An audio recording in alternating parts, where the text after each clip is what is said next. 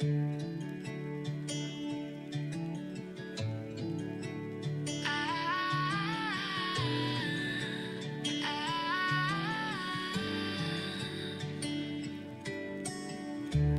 breaks and I'm burned by the morning light. I make the same mistake more than twice. Same song, but brand new dance. I wear out my third second chance.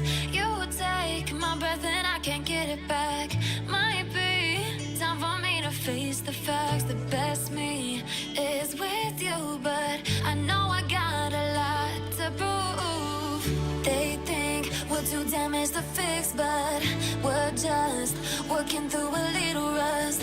They like to say we're just young, but I know we won't give this up.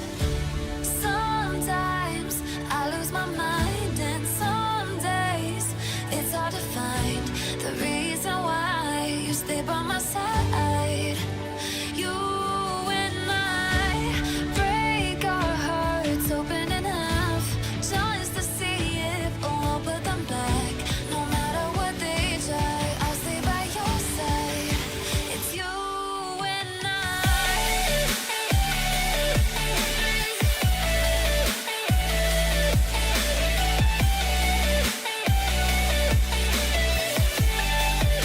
It's you and I.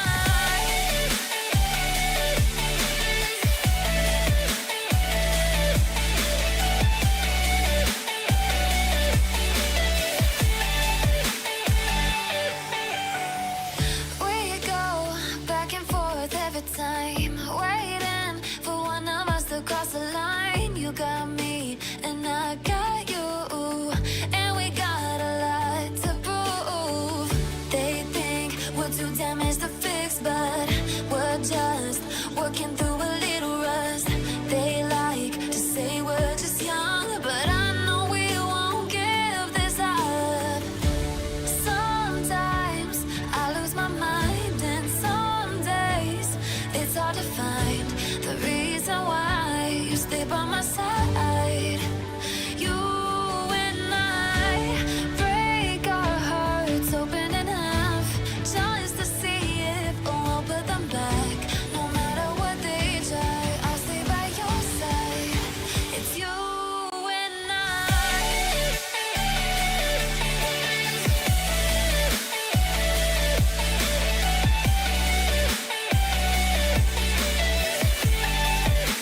It's you and I.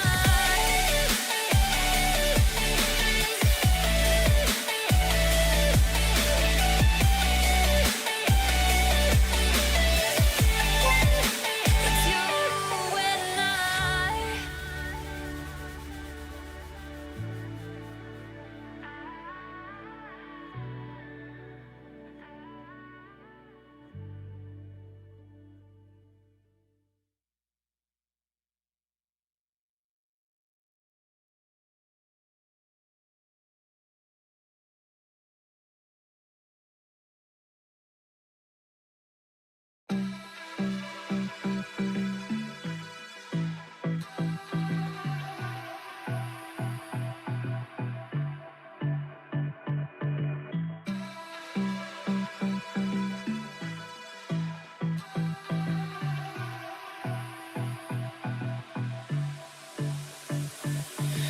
I don't know what you want.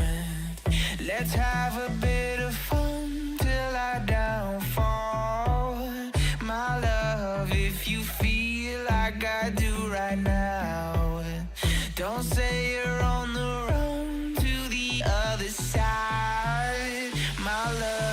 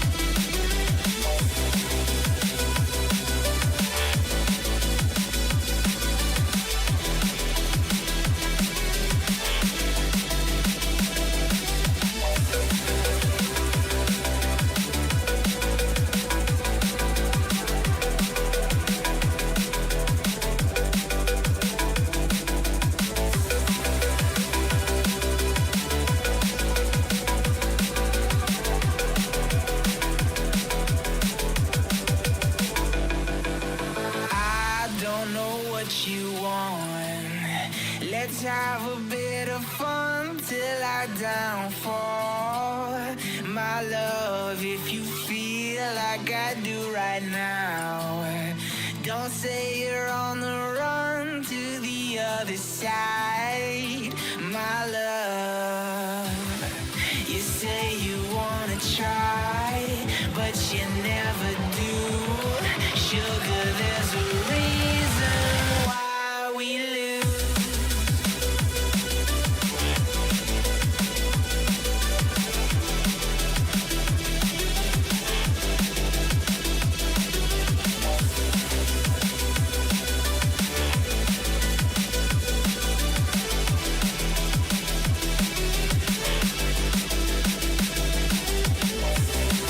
You say you wanna try, but you never do. Sugar, there's a reason why we lose. You say you wanna cry, but you never do. Sugar, there's a reason why we lose.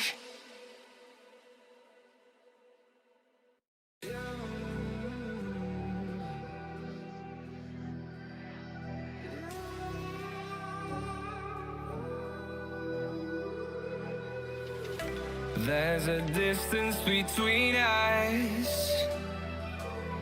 It's getting hard to reach out. Haven't seen you in seasons, but all I hear is your voice. I know my limits, you can break me down, but I'll stay till the finish line. And I've been counting minutes for quite some time now, just to see you again. And I've been counting days to get away, to see you again, see you again. Been fighting ways to get away, to see you again, see you again.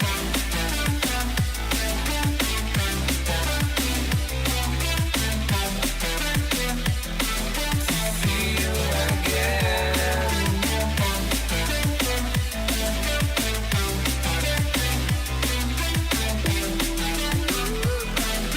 See you again.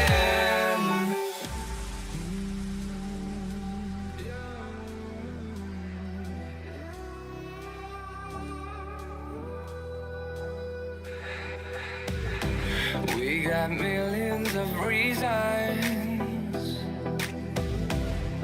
to let it all go.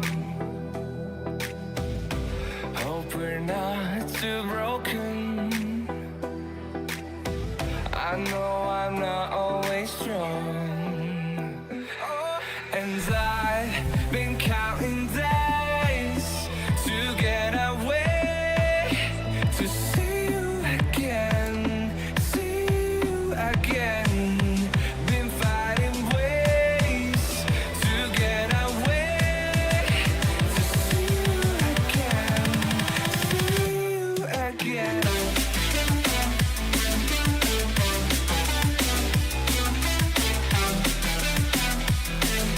See you again. Ah, shit. Fucked it up. Forgot to turn the camera on. Un momento, por favor. I mean, I got the camera on, I just forgot to connect it because I have to do this kind of silly connection thing. What's up, everybody? Alright, I think I got this process down, though.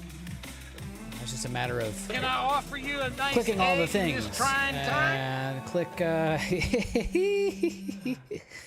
let me get some of that egg. It's fucking hot today, too. Hey, boys, it's feeling like summer. Summertime. What's up, Splashy? All right, that's connected. Connect here. I gotta turn the volume down. And let's see, you don't need that thing. Yeah, warm. supposed to be like 90. There he is. What's up, everybody? Good afternoon. Oh, we got the camera going now, Splash. Splash Master. We got the Splash Man. A little cool out your way, huh? Cloudy and windy. I don't like that. Oh, it's just beautiful, clear here in SoCal today. What's up, everybody? Welcome, welcome in. We got some hitters in the chat. TMKDK, what's up? Welcome. Astrotaka, welcome. Mazif, 4 months. Thank you for the 4 months subscription. Also, that seems crazy to me that I've been doing this for 4 months now. So that's great. And Mithridites Astro, welcome in. How are you doing today? Got the new front bumper for the Jeep. Awesome. Project for evening when the sun starts to set. Yeah, you don't want to be out there in the heat of day working on that. Yeah, Astro is expensive. Some throwback songs in this playlist. This is, I guess I should share the all the music sources. This is this No Copyright Sounds YouTube channel that I kind of just use it because it's something that I know about that's like, you know, stream safe. It's supposed to be like, you know, it's called No Copyright Sound, so it's supposed to not have copyright issues. You still get, some of your stuff still gets flagged because, I don't know, that's, copyright stuff is a whole friggin' thing. But they got some fun, like, upbeat stuff, you know, it's kind of what I go for. This isn't necessarily the music that I'm listening to, you know, all the time, but anyway, so No Copyright Sounds. There's some bangers on these playlists. A Goofy movie turned 30 yesterday. That's kind of a funny way of telling me that I'm old. Definitely remember that movie from the childhood. Yep. Just checking out what's going on here with chat, and you guys are chatting about the cars, and Splashy's here. What's up, Splashy? And yeah, right on. Cloudy in Montana. Man, well, I guess we're getting the luck of the draw on the weather here in SoCal, and I'm seeing my. I played with the overlay and stuff in Discord a bit this morning, and the chat needs to kind of trim the chat up a little bit like that. Yeah, we had clouds for like 4 weeks. Yes, we did. So we're due for the good weather. And I think we've got good weather like all week.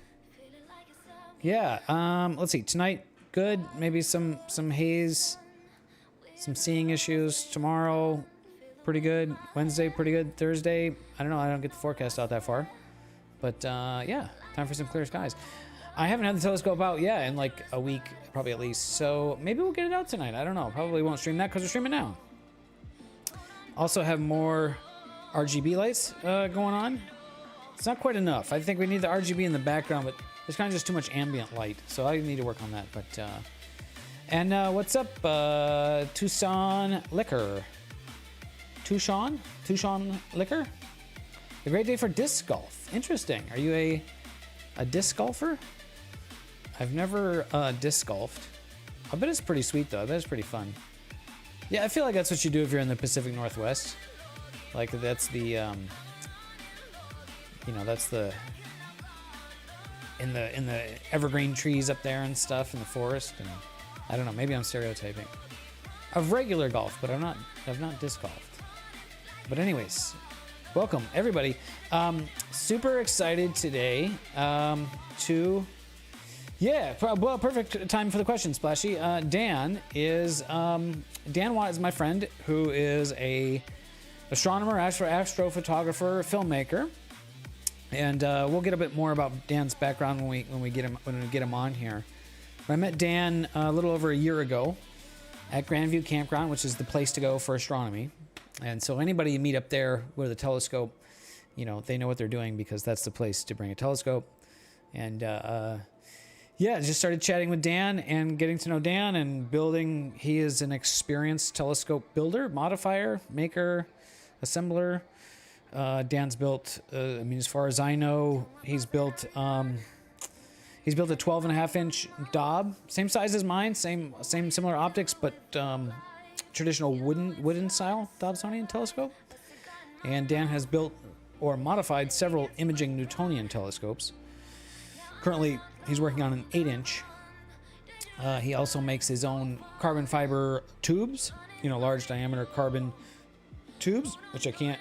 There we go. I've got the narrow field of view on the camera. Oh, excuse me.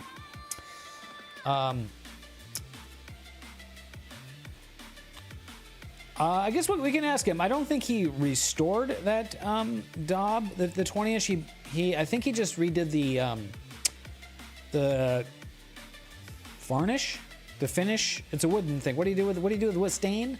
I think he's restained it. Yeah. Oh yeah. Dan's super nice guy. He's the guy you want to go out camping with, and he's always willing to share the views, especially because he's got the 20-inch telescope. So. It's good to have friends with big telescopes. So Dan has the big 20-inch, beautiful views through that.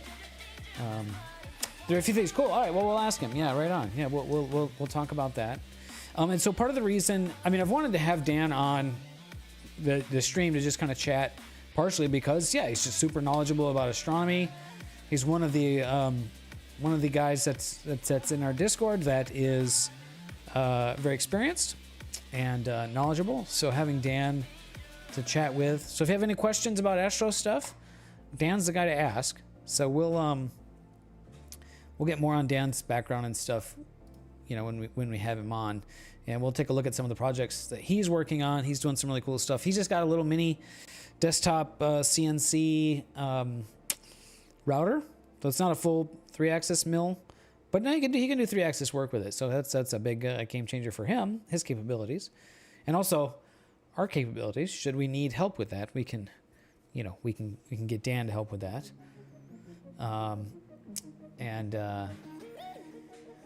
He is on the Discord server. Yeah, he is Dan O on the Dan O parentheses Lost Mandy Stan on the Discord. So. We'll have Dan on in a bit, but before we get there, let's give you an update on the project that I've been working on, the camera rotator project. And so here is the camera rotator. You've seen the CAD before if you checked out the stream recently, so it doesn't look like much has changed, but I've done a lot of printing. I've spent way too much time. I've reprinted this part, like this main housing part, the green part here. Well, let me see here. 2, 3, 4, 5. So this is the 5th time printing this part to get the size right.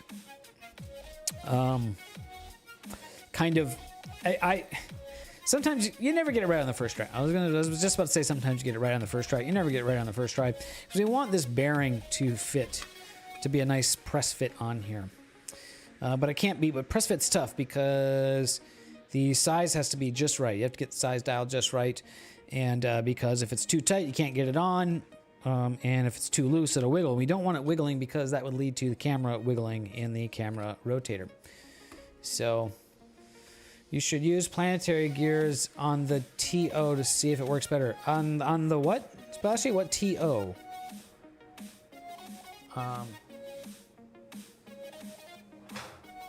So I finally got smart this morning, and I printed just a test part to get this diameter right. So just print a small section of when you're trying to get fitment right on parts in 3D prints or designs. Start with just the small section so it prints faster, wastes less material to get the fit right, and then you redo it. Then you print the real one. So this one should be good. This should be good. This is printed in carbon fiber ABS. So you meant the circle part. There's a lot of circle parts in there, Splash. You're gonna have to be a bit more descriptive. I can count. How many circles can you count there? I can count 1, 2, 3, 4, 5, 6, 7, 8, 9, 10. So, yeah. Anyways, let's see. Is the herringbone gear a superior tooth? So kind of. It is, the herringbone gear is kind of the best of both worlds of helical gears. So it's a herringbone gear is just a double helical gear. And the main drawback to a helical gear, or sorry, yeah, to a helical gear is they produce an axial force, an axial thrust. So they want to drive themselves away from each other. Because these teeth impact at a 45-degree angle, or whatever the helical angle is, this is 45, they'll want to drive themselves.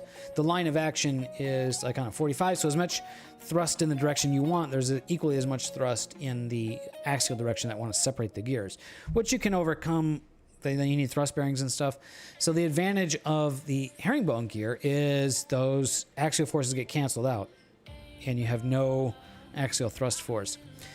The main advantage of a helical gear over a standard spur gear, where the teeth are straight, is that you can basically have no backlash. Yeah, so you just have a with a spur gear, you technically have only one tooth, one line of action at a time as the gears are coming through. But with a helical gear, you have, trying to demonstrate this with my fingers. On the helical gear, you have several teeth engaging at various stages of engagement, which you can kind of see. Maybe if I do like a section view, maybe we can kind of see that. Yeah, sure. So here we can see, depending on where you're looking, there's as many as 3 or 4 teeth engaging in some way, right? So there can be stronger because you spread the load onto more teeth at a time. And smoother because you have this smooth engagement. They run quieter. None of that's really important for this application. The only thing that's kind of important for this application for the camera rotator is just the lack of backlash. And even backlash probably isn't that big of a deal, but it might be kind of tricky for the. I'm not sure how Nina deals with that when trying to do your rotation. If you have backlash, it could be a little bit. It could make it. I don't know, harder to get or just take longer to get the rotation angle set. So, yeah. So, yeah. So that's the status of this. This part is, I think this part's finally good and ready to go. I don't want to press the bearing on yet, in case I can't get it back off, because I need to shoot that in a video, and I can't do that because my camera is streaming right now. And I have another part. The next part I have on the printer is the gear. The large gear, which I have also printed, but this also I didn't get the fit right, and this won't fit over the bearing, so that's another reprint. What's up, JB? How are you? You went ahead and accidentally stabbed yourself with an X-Acto. Halfway in. That's pretty deep. Where did you stab? Did you get a finger?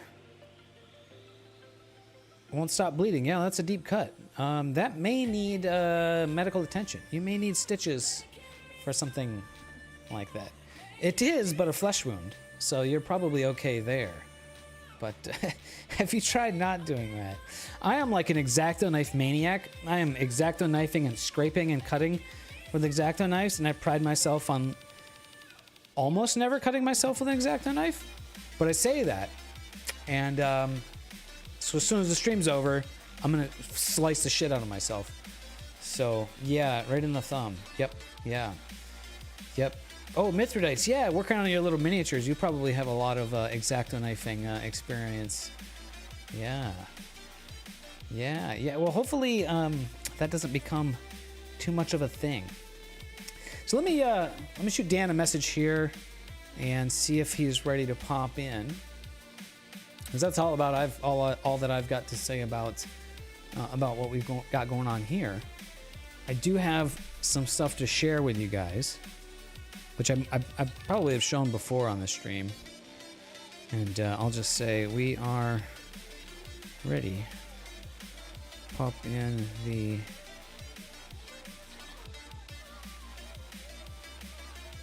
can. Cool. Yeah, Yeah, we'll have Dan talk about his router. It's pretty tricky, Splashy, because there's a lot of junk out there, and it's like, what's the cheapest one that's like just on the other side of junk? You know, it's like cheap enough that it's affordable, but good enough that it's usable. So there's a lot of play in that area. So looking into the couch cushion with your hand for whoa. So dropping X-Acto knives into the couch sounds pretty not optimal. Well, hopefully hopefully that doesn't become a problem. So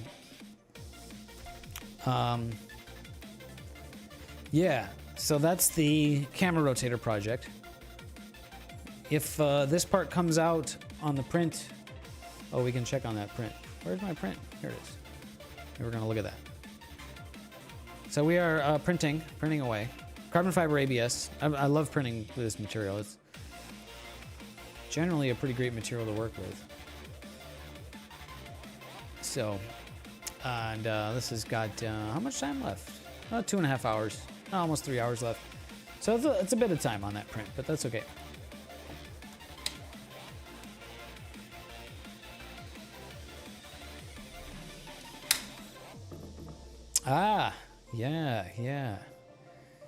Yeah. It's fun to have stuff on the background when you're working on stuff like that.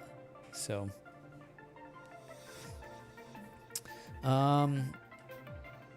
yeah. It ended up between the couch cushion. Wow. That sounds dangerous. But we like to live dangerously sometimes.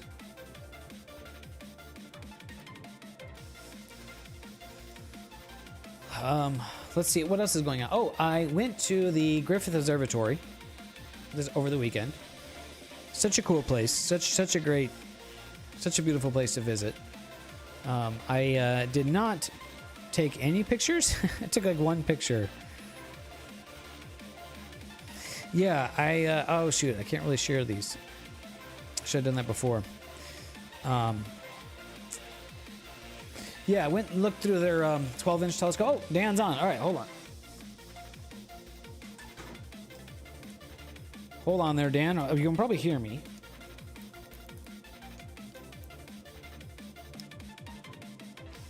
Okay, I can hear you now. Can you hear me? All right, cool. Yeah, it's going, man. It's going. You're on live. You're on the stream. So say hi to everybody. But I don't have your video on yet, so one sec. Gotta do that. He's in the shop, and he's got the cool mirror cell. New mirror cell project. Let me see. Change a few things. Oh, there he is. Look at that. Boom. What's up, Dan? How's it going? How's the life? How's the life? Oh, hold on. I don't have. Okay, yeah. No, it's not your fault. It's my fault. I didn't have the mix. So you're on, but now the music's gonna be too. I think we'll just turn the music off in the background. There we go. Now we should be good. Can we hear him now? No. Can you talk? Yeah. No, we're not. We're not getting him. Shoot. What did I do? Let's see. Oh, wait. Hold on. I know. There we go. Now you guys should have him, right? Okay. There we go. Yeah. Yep. All right. I see the levels now. I see the levels. Cool. Yeah. So Dan. So Dan Watt. My friend Dan, I was mentioning before on the stream, has been a telescope builder, astronomer for some time. How long have you been in astronomy for, Dan? Ooh, God, 14, 15 years now. And what got you into astronomy? I always wanted to do it, like be an astronomer, but, at the time it was like, 2008, housing crisis, all that. And then, looking at going to school for like 12 years, getting a PhD, all that. And then you make like, 40 grand a year. So you were looking at like being an actual professional. It was an astronomer. idea when I was younger. I was trying out a million different things. Okay. But then you could just do it as an amateur. And when you're an amateur, you can actually use the telescopes too. They don't let the professionals touch them because they'll mess them up. So a professional astronomer is a spreadsheet. You're looking at graphs and data. mostly grants, 300 days out of the year is trying to get grant proposals going, which now, who knows now. Right. And every now and then you get to do something. So, yeah. Yeah. So you just ended up. So what did you just buy a telescope or? How Yeah, did you... back in the day, I used to live in Oceanside, right down the street from a wonderful place called OPT, which lately ran into the ground after it changed ownership, and we won't get into that. But Yeah. the old place was awesome, and it was literally like 2 blocks from my apartment. So so you're just walking over there. I would drive by it every day and be like, "Oh, what's up with that? You can just get a telescope? I didn't know that." So yeah, went in there, and the dude working there was great. Said, "Hey, what do you want? 8-inch Dobsonian." Bam. So I got the classic, Orion XT8, and joined the San Diego Club, the San Diego Astronomy Association, and then just took off from there. And I was always a photographer too. This was like kind of right around the film to digital transition. So I immediately wanted to take pictures of it too, and the DAW was kind of, you could mess around a little bit, but Everybody's you quickly ran into limitations. So many people have been through the same story, right? Like I did the same thing. Like I had the 8-inch Dob, and your first time you see Saturn, and then you're like, oh, you hold your cell phone up to it, and then you can start to get a picture of the rings, and then you're like, okay, how do I do this better? And then that's your diving board down the rabbit hole of astrophotography. Yeah, and then all of a sudden you get an equatorial mount, and it's just never ends. Yeah. So yeah. Yeah, cool. Our friend Splashy is asking about your CNC router. Now I was gonna maybe circle back to that, but it's timely because he's asking about it. And so you've got some parts right there in front of you that you've machined. So here's the cell we're working on. Pretty much everything on this was done with the CNC router. I just cut out this carbon fiber today, these aluminum bits. Actually, these new parts I just cut out because I changed the design. Yep. Now, is this your 8-inch telescope? This is a cell for the 8-inch. Okay. It looks large. It's 10-inch. The tube's right here. It's a 10-inch inner diameter tube. Yep. And I do that because I'm imaging. It's an f4 mirror, but I'm imaging at f3 with the Nexus reducer. So the normal 8-inch tube size will actually vignette on you a bit. It's too small. So I think the normal tube size. Let's see. I have one in a pile here. Let's get all this off. This is the old XT8, but the 8-inch GSO tubes. It's the same tooling that they use. So that's kind of the issue with the GSO scopes. It's all the same tooling and same parts and everything as their F6 Dobs, which are great for visual, but not that great for imaging. Right. So anyway, if you're doing full frame or APS-C with a reducer size, this tube you're going to cut out maybe 10% of the light because this edge is just too narrow. And so you can see, the whole cap fits in that. So yeah. And everything is very messy and dusty. But anyway, the CNC router, it is, what is this? A Genmitsu SainSmart 4040 Pro Max? So that's a name that I think I recall seeing, Genmitsu. I think you can get those on Amazon. Did you buy that new, or did you get that like used or something? Or I bought it new. I just ordered it from them. Directly? I try not to use Amazon if I can avoid it. But I looked at a lot of different models, and this one just looked the beefiest. And I knew I wanted to do, what I thought was going to be a light amount of aluminum. And I've just been pushing it. It's definitely not a mill. Not, but if you get the speeds and feeds right, use like single flute or double flute, and just go real slow with, everything. You can do some interesting stuff. I've got piles of stuff here for other scopes I'm building. So He's just been going to town with that machine. yeah, it's been a lot of fun. Here's some. I'll bring these over here.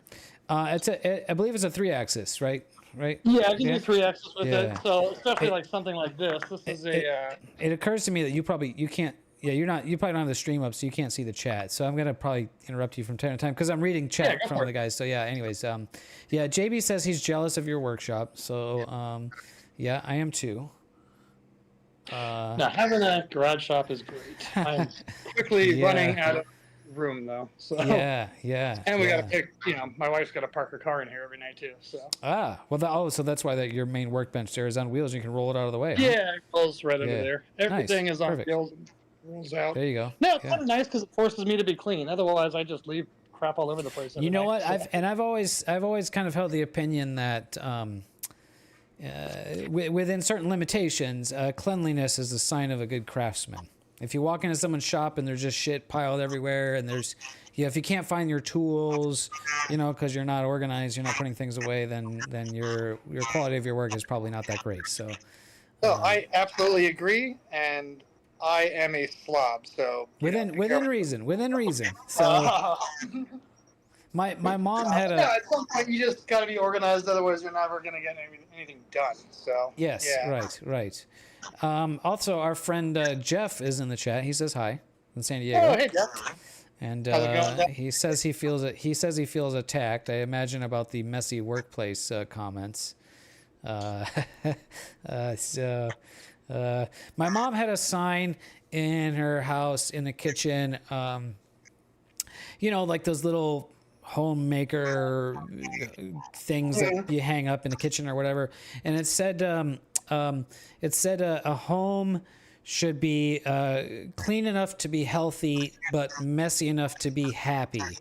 And I think you can sort of apply the sort of same thought process to a workshop, to where clean enough that you know where things are and you're not tripping over stuff, but messy enough that you're getting shit done and not just spending all your time cleaning up, right? Oh yeah, So, and I then don't this is a personal thing, but if it's way too clean, then you're like a psycho or something. So Yeah, exactly. Yeah, we don't need psychos. JB says, wife broached the idea of buying some land and moving further away from the city. Well, I think you probably felt okay about that, huh, Jay? You could get some darker skies and a workshop. So maybe, maybe think about that. Sounds pretty good.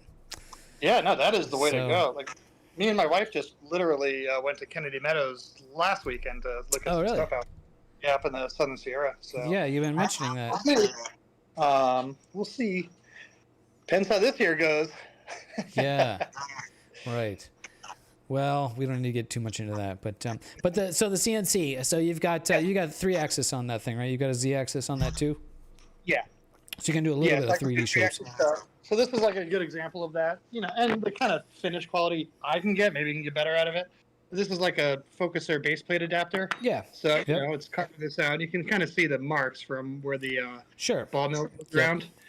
But yeah, you can do stuff like this. This was out of 1/2-inch stock, I think, just 6061. Yeah. But this takes about an hour on this thing. So Yeah. you got to slow and you got to really babysit it. You don't have coolant or anything like that. So do you manually mist coolant on there ever? No, I don't use coolant. That's just going to be a mess. Nothing is? protected for it. I just got the old. It's just some air. Airline. Yeah. Yeah. So just keep blowing it out as you go. You could put It's definitely. The second you think you can walk away from it is when you break an end mill. So. I've broken many an end mill, so I know that. I know that game. You can you could hook. You could make like a nozzle that always points at the end mill, and then just so you can hook the air up to it and just let it run, so it's always blowing. Yeah, So that could help a little bit. Probably going to do that.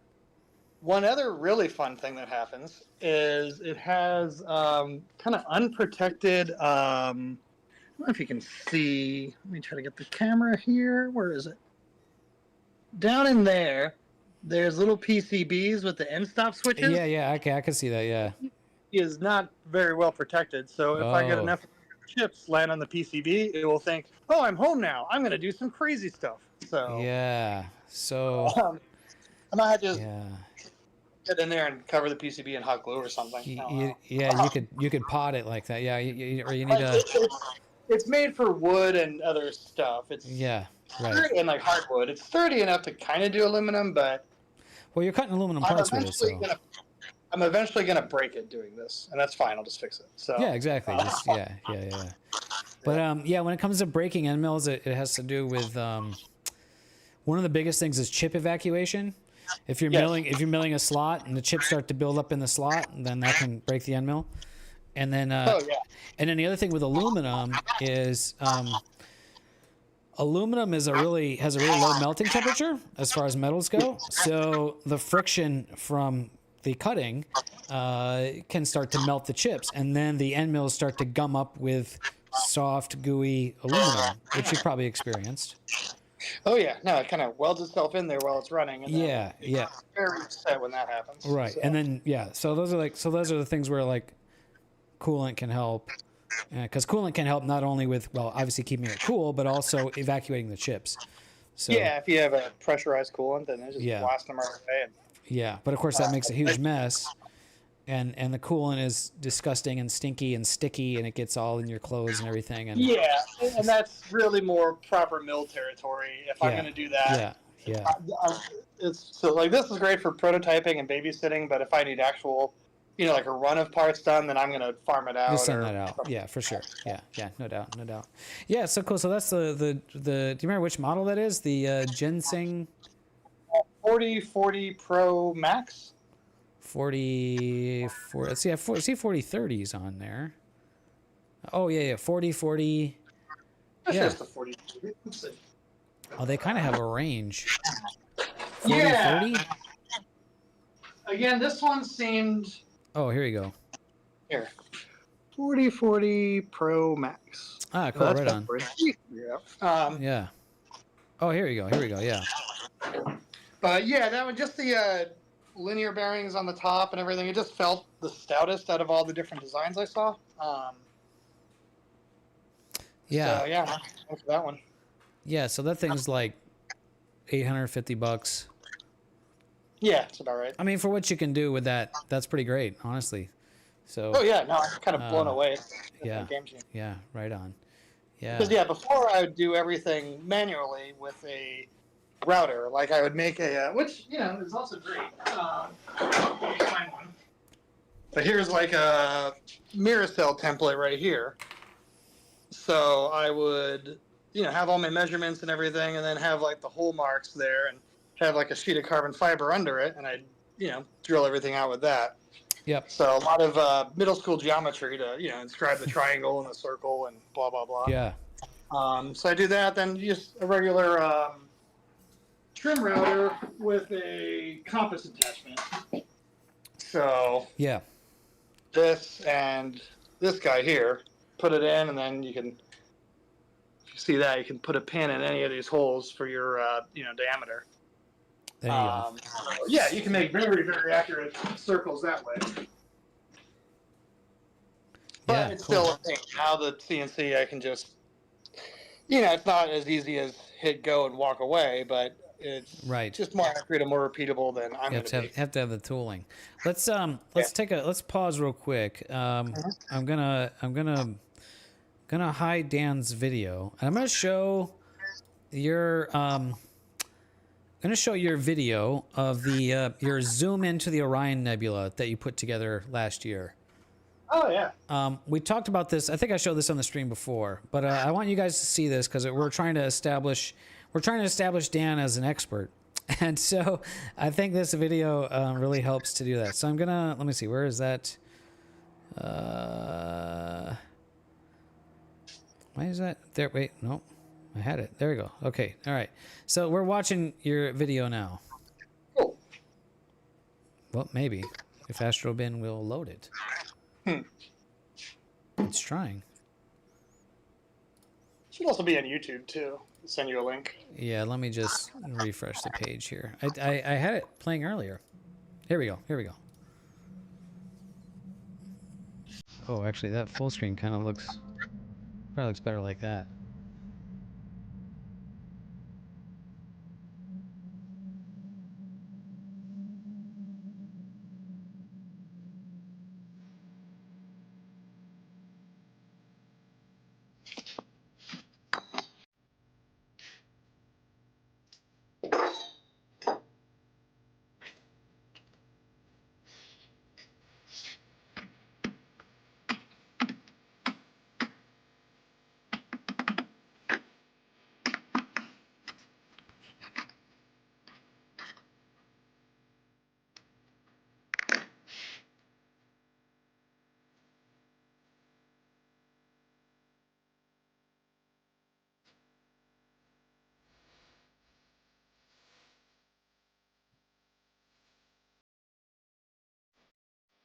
Oh.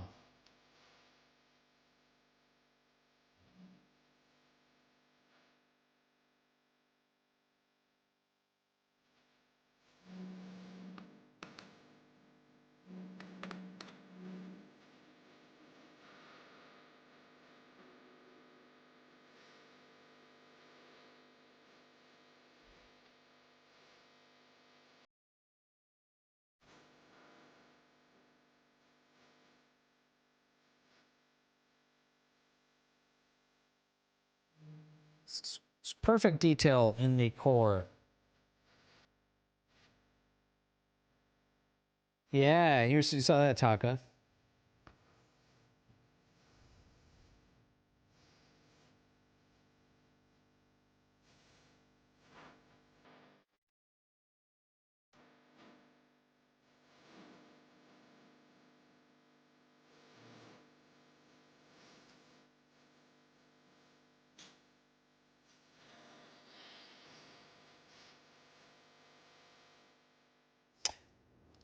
Brilliant stuff. Brilliant stuff. Thank you. So Dan is astronomer, astrophotographer, but also a filmmaker, and I think that shows in that animation that you put together.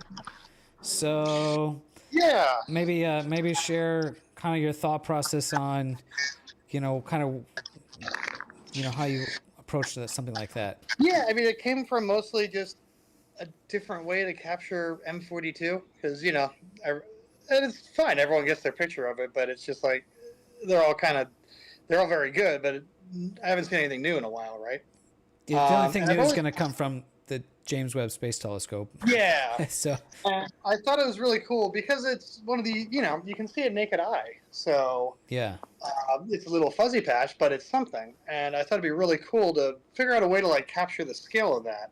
You can do a wide field image and see that fuzzy patch. That's it. Yeah. But it doesn't quite get the majesty of it. So, I thought I'd make a little animation basically of it. And what I did that I think was cool too is like you see all the air glow and all the little satellites and everything, and all of that is real. So it's like basically a time lapse with a bunch of different lenses, and then I would register the different focal lengths together and kind of zoom in through the time lapse, fading from one to another.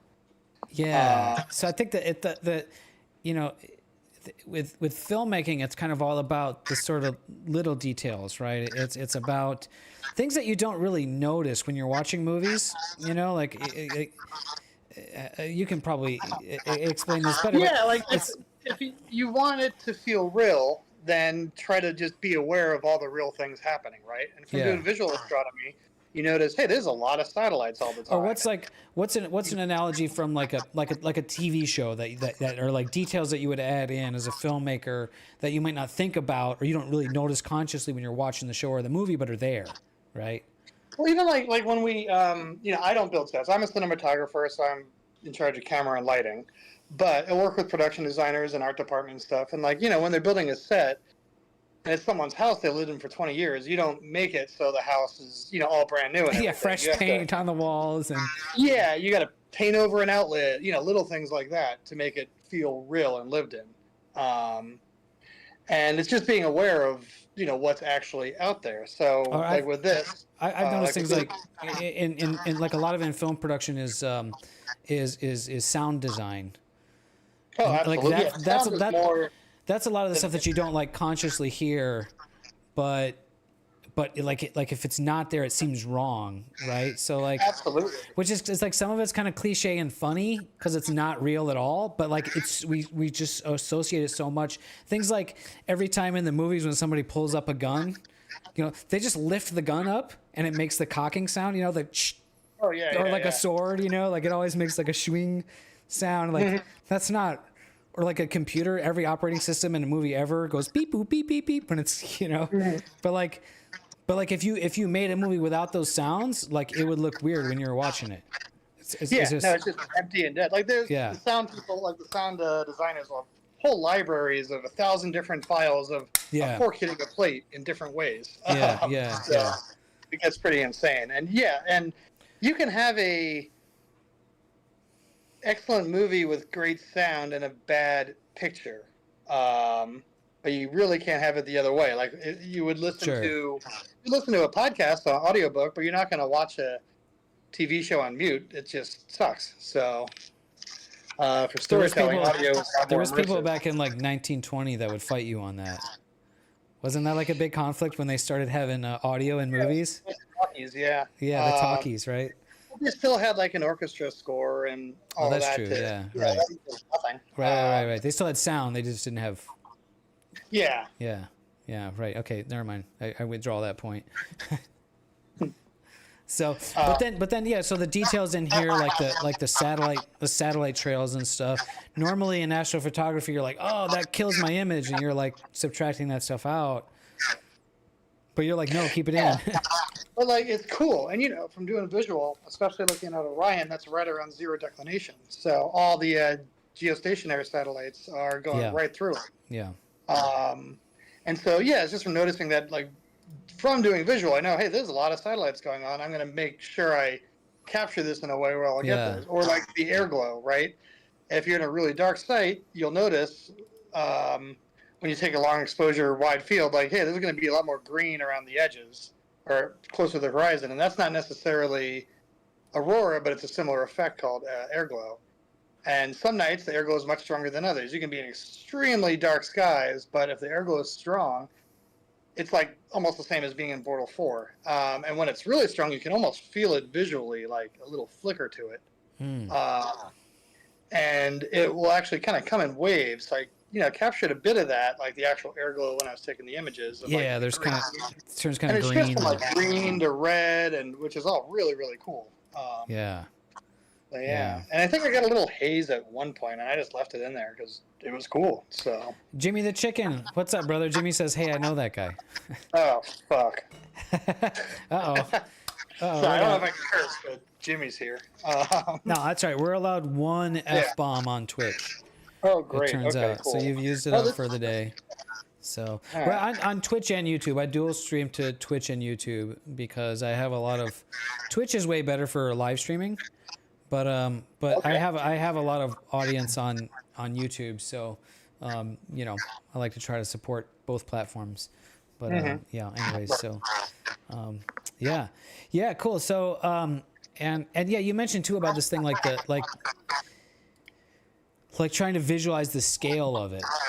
Like that's so going from went from 15 millimeter focal length to 800, I think I finished on, and everything in between. So including like foreground. I was out in Death Valley at some sand dunes. Yeah. And kind of left that in the foreground while it tracked by, so you can get kind of a sense of like the size of it. I want to do another one on something where I can have like a house or trees or something, because the sand dunes are also tough to feel the scale of.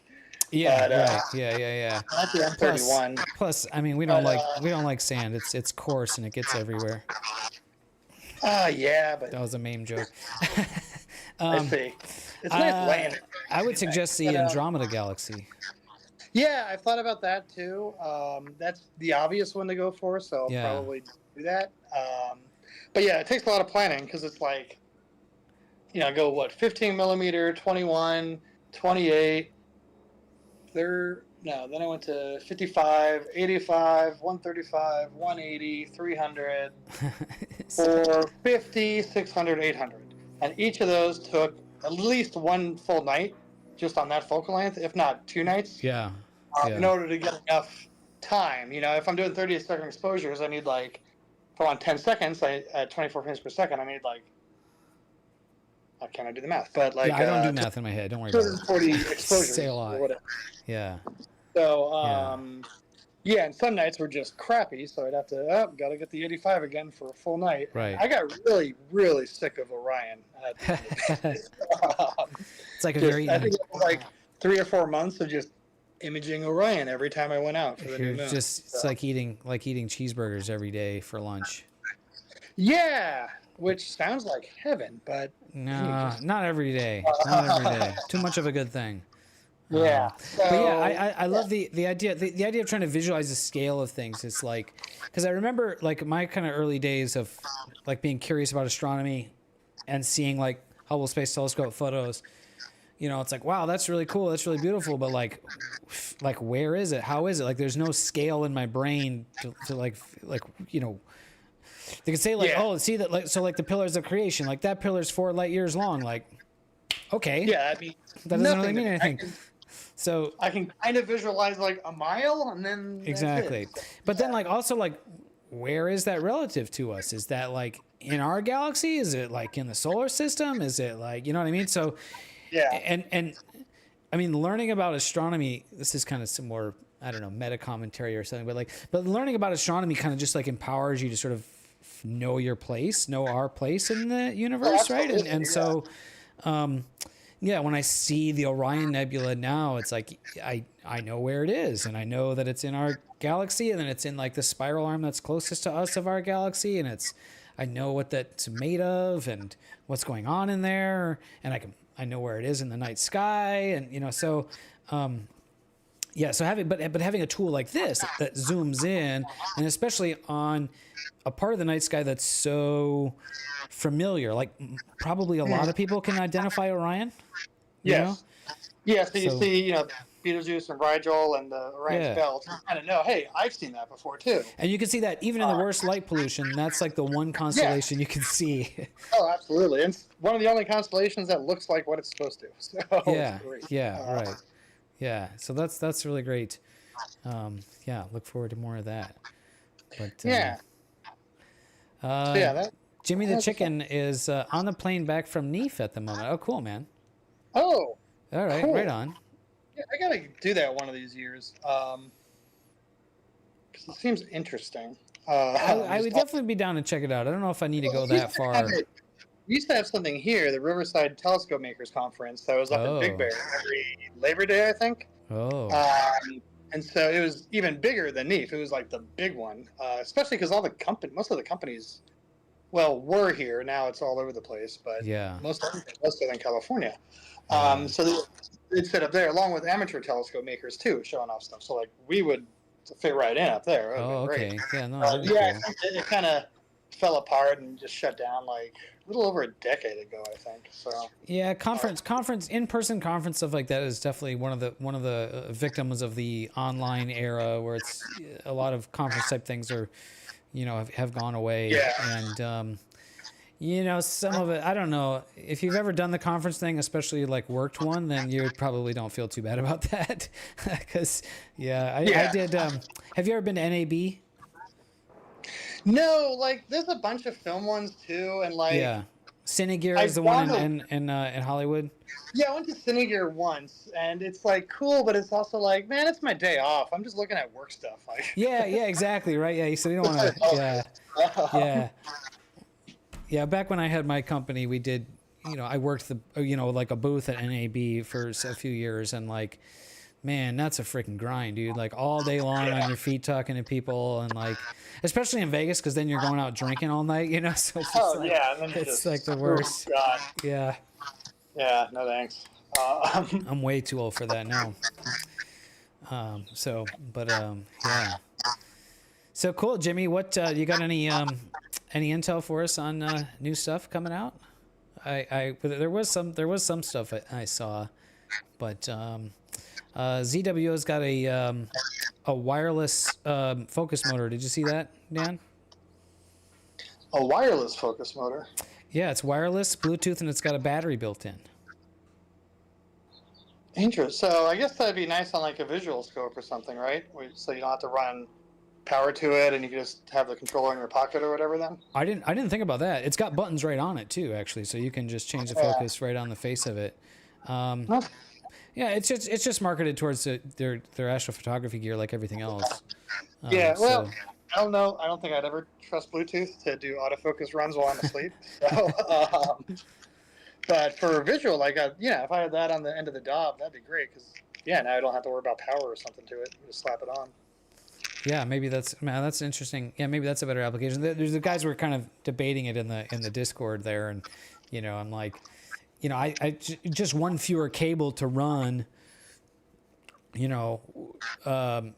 there's an advantage to that because cable management is tricky on your your photography rig. So And the idea of having like a battery doesn't sound, because like, you know, even if it's a small battery, it's probably going to last a really long time because it's not like the motor's running continuously, right? It's, That's you know, true. it's going to run for like, you know, a little bit every, you know, for like a few minutes at most, like 3 or 4 times during the night, right? So it's like, it's not. Well, it's a stepper. So it depends if in their programming. It depends if it's it holding turns. Yeah, it depends if it turns off. Yeah, when it's in between runs or not. So I would imagine it does. Yeah, it should. I mean, it's got a planetary gear, right? So it doesn't need to Sure. be holding position. Probably not. Yeah. Yeah, but I don't know. I guess touch it if it's warm when it's cold out. Then like, oh, it's running. So Yeah. John Klobb asks, what happens if Bluetooth disconnects? Well, then you don't get focusing. yeah. So, okay. Who knows? So Yeah.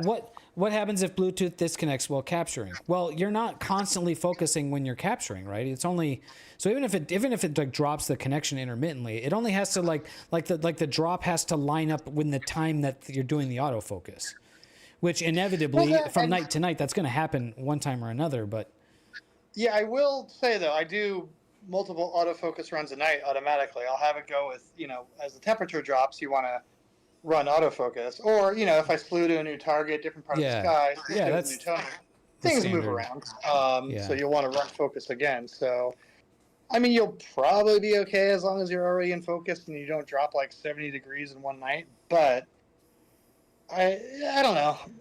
I guess I'm just going to be cynical about stuff that I don't think needs to exist, but I'm sure someone could find it. You know, it's, Again, even if it's cool. Even if it's not a product that's, even if it's not a product that's for you, you know, and I'm talking to like you as like a general sense.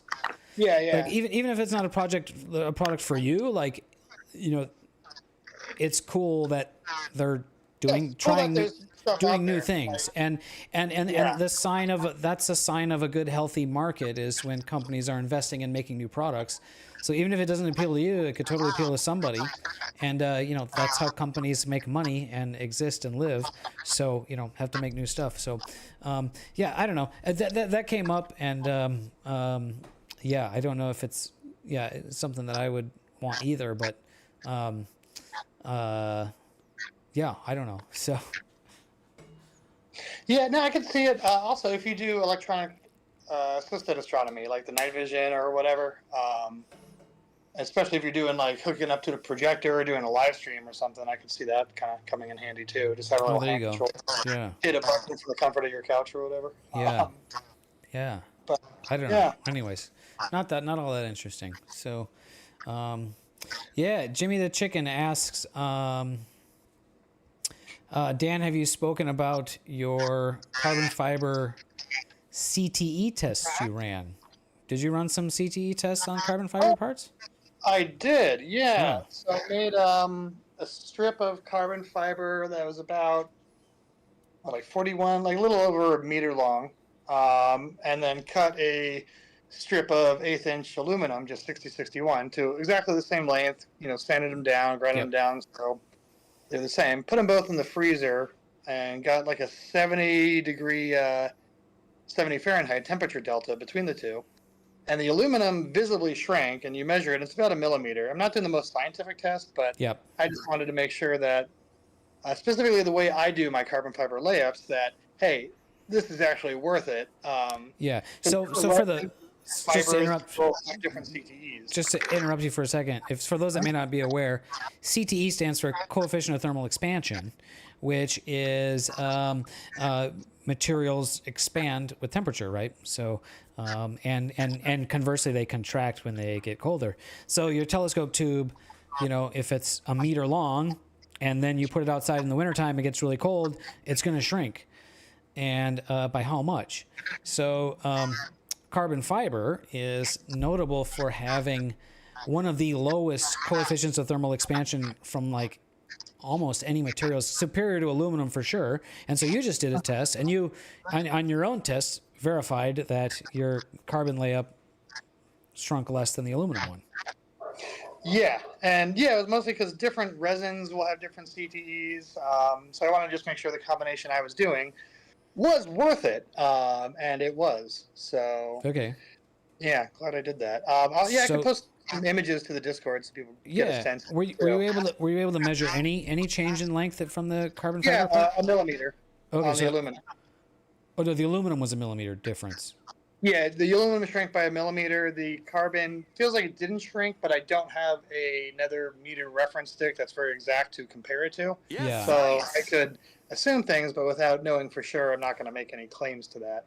But relative, the aluminum shrank about a millimeter. And if you look up like a CTE calculator and Yeah. you do a meter of aluminum, and that's about what it's supposed to do. So yeah, for isotropic materials like metals like aluminum, the math is really straightforward. So Yes. yeah, you can did the I think you just said so the amount that you measured, the math agreed with that then? Yes. Okay, so that's like a control. So use that against the carbon part, and then so you know that your methodology is mostly sound, right? So Somewhat, yeah. I'm Yeah. not going to publish a paper on it, but it's No. more of a reality check of yeah, sure. make sure this isn't a huge waste of time. Yeah. So maybe that's a good segue to talk about the carbon fiber tubes that you're making. You showed Sure. one briefly earlier. So Dan's been making his own carbon fiber tubes for telescopes, and he's got Yeah. an interesting process. Let me clear some room here. What am I in the middle of? Too many things. Yeah, you're definitely right, Jay. So yeah. 1 millimeter is definitely enough to throw the focus off. But that's Oh, yeah. now keeping in mind that was his sample part, which was a piece of aluminum, which we didn't get the cross. It's the length in the cross sectional area. The math is pretty straightforward. Yeah. So typically, off the shelf tubes are typically made out of rolled sheet steel, which are going to shrink less than aluminum. But the carbon fiber should be even better than steel. So Yeah, so you can see this is one of the tubes here. This is for a 8-inch f4. The tube itself is about 10-inch, yeah, exactly 10-inch inner diameter. I was gonna paint the outside, so I started masking, and then I realized no, I'm gonna do a different hole pattern. So that's another thing. Anyway, the way I make these, you can really hard to tell. Let's see if you focus. But it's a few layers of carbon fiber fabric, then a layer of 1/8-inch flexible plywood, and then a few more layers of carbon fiber fabric. And by adding the wood, you get more, thickness, like wall thickness, which adds an incredible amount of strength. And the nice thing is wood, especially plywood, is also very low CTE, less than aluminum or steel. So really, plywood is low CTE? I guess I wouldn't have. Yeah.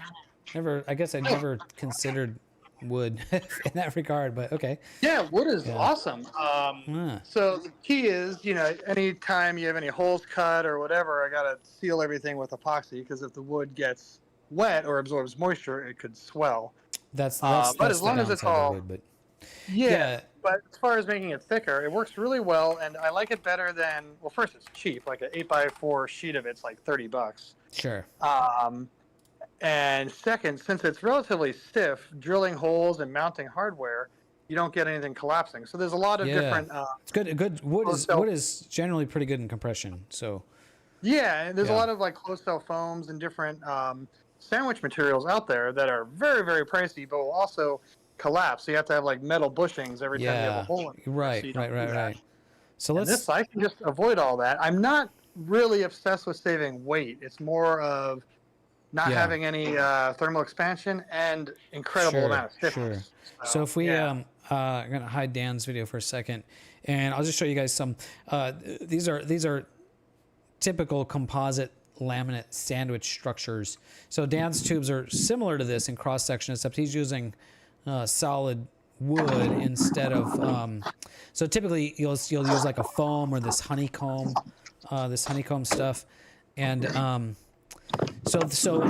this type of composite laminate structures are incredibly high stiffness to weight ratio. Like these are the type of things you pick up and they're like so light, you're like, oh my God. And then they're just so incredibly stiff. So incredibly high stiffness to weight ratio. And like Dan was talking about before, he's not worried so much about the weight of it because the wood that he's using is probably kind of heavy. But you should still have incredible stiffness on that. So, Yeah, yeah. So JB asks, any tips for drilling holes? Drilling the holes in your tubes. Ah, yes. Am I back on the feed?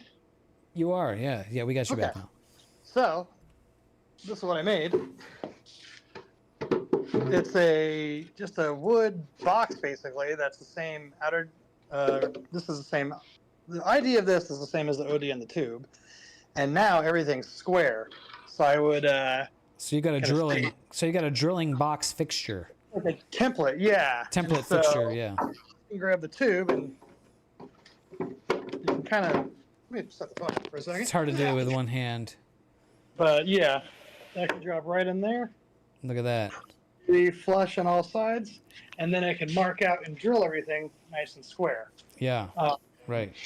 And so, yeah, this makes a world of difference. I just put a clamp on, and I can put this whole thing on the drill press. And Yeah. my heart's content. So- And it's nice, especially when you're doing, like, say, these focuser holes that Yeah. aren't even the center line. Right. Drilling into a curved material straight is going to be a nightmare. Very But, difficult. You definitely need some type of a guide for that. Yeah. Yeah. Yeah, it really, Yeah. so like, yeah, these holes here, it really makes it much, much easier. So, yeah, I love, jigs and templates go a long way, and plywood is pretty cheap. So, So JB says I may or may not have ordered a carbon tube for his 8-inch a few months ago. oh, okay. So yeah, so Jay, so if it's me or you, so Dan's got the woodworking shop and the woodworking tools, so he's gonna make his templates out of wood. If it's me, I'm gonna 3D print them, and you got a 3D printer, so we're probably gonna 3D print those. But Sure.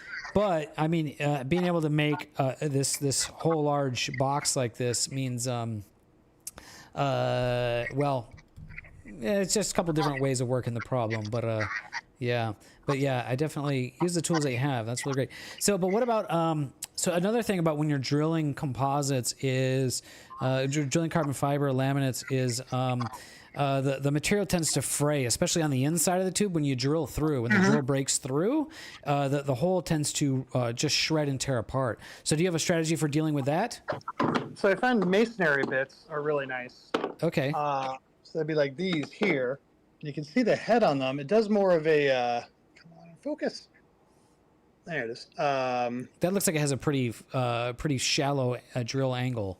Yeah, and it's somewhat dull too. So it kind of instead of like cutting right in, like a regular drill bit, once you penetrate the first layer of carbon, it just wants to pull right in and rip it up. Yeah. Whereas this is more of an abrasive action. Right. It's more of a grinding. Yeah, exactly. Yeah. Okay. I And haven't so tried. this- I haven't tried masonry bits myself for drilling composite materials. Another option is, have you heard of a brad point drill bit? Yeah, I've used brad points. I mean, I use them with wood all the time. So that would be one of these that has Yeah. a point at the end. Yeah. I found these will still kind of tear things up a bit. So Okay. Yeah. yeah. So another thing to do is another thing you can do is put something is like clamp a sacrificial material on the inside of the tube to sort of imagine holding the layers of composite together so that when you drill through it, you're not drilling in air, you're drilling into like a block of wood on the inside of the tube. That can help keep that from flaring also. So I don't know if you've tried that or something like that. That or, just grab some sandpaper and a block and clean it up a little when you're done. You'll definitely want to sand it on the inside. Yeah, and you can, especially if you're not making your own tube, you're getting a third-party tube and you have to drill the holes. If you do fray anything or mess it up, you can just get some regular 5-minute epoxy, mix a little bit up, and can kind of brush it in the spot too. Yeah. So it's kind of interesting. Is I was interviewing for a job. This was several years ago with a company that makes satellite parts, composite satellite parts, and so. Laminate fraying is not an option if you're making parts that go to space. So obviously not applicable here, but I do remember discussing with them. They ended up not hiring me and ghosting me like a lot of manufacturers do, but a lot of companies do. But we don't need to get into that. But boy, they were making cool stuff too. I would like to. They made some really cool stuff that. I don't know. Maybe we'll talk about it another time. But yeah, Jay asked about what about cutting the hole, the large diameter hole for the focuser draw tube. Oh, hole saw works really well. Hole saw. Yeah, especially if you're doing the drill press, where it can be, clamped down and stuff. But yeah, just one of these goes right through. Just go slow. So having a drill press is nice because I can change the belts around and get the speed really low. Yeah. And then you can really control the quill as, you don't want it to like bite in and then rip itself up or something. So you can probably get, So you were just showing a, like a wood tooth hole saw. And generally when you're cutting composites, you don't want to use anything with teeth because the teeth can grab the fibers and just tear and fray it. So I'm looking, and you can get, so generally for cutting composites, you want to use abrasive tools. And, so you can get abrasive hole saws. Has the tooth hole saw just worked for you, or Yes, I basically already had them, so I just use them. Sure. Yeah, it worked well. I do have a diamond hole saw somewhere around here for other things. Yeah, that would be the way to go. But to be honest, if I just want to really slow with the quill on the drill press, it's not really tearing it and. Yeah, and I knew I was going to reseal the edge with epoxy anyway, since I don't want any exposed wood. Yeah. So it's not that big of a deal. Yeah, let's actually take a look. Let's see how clean it came out. Yeah, it came out fine. How's the close focus on the phone there? I think I've since just brushed a little epoxy on to seal that edge. It looks like you've sanded it a bit also. Probably sanded a bit, yeah. But I don't remember any big issues with that. So. Onyeka asks, can we make a mount out of carbon fiber composite like the telescope? Yeah, absolutely.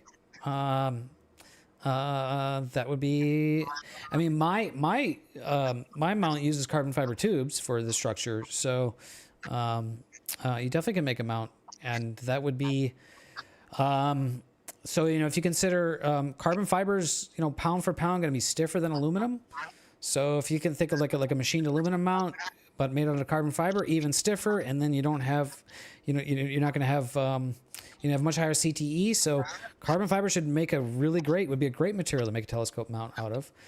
The problem is it's really expensive and difficult to work with. So, there's ways. So, but yeah, we could.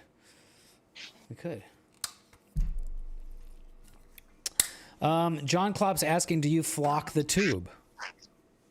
Yeah, so I'll do a mix of Baffles and flocking and just regular flat black paint. The best flocking material I've found is either, two companies make it, Scope Stuff and Protostar. You can get them off eBay or whatever. But the regular self-adhesive black velvet works well in a pinch too, so I've got plenty of that.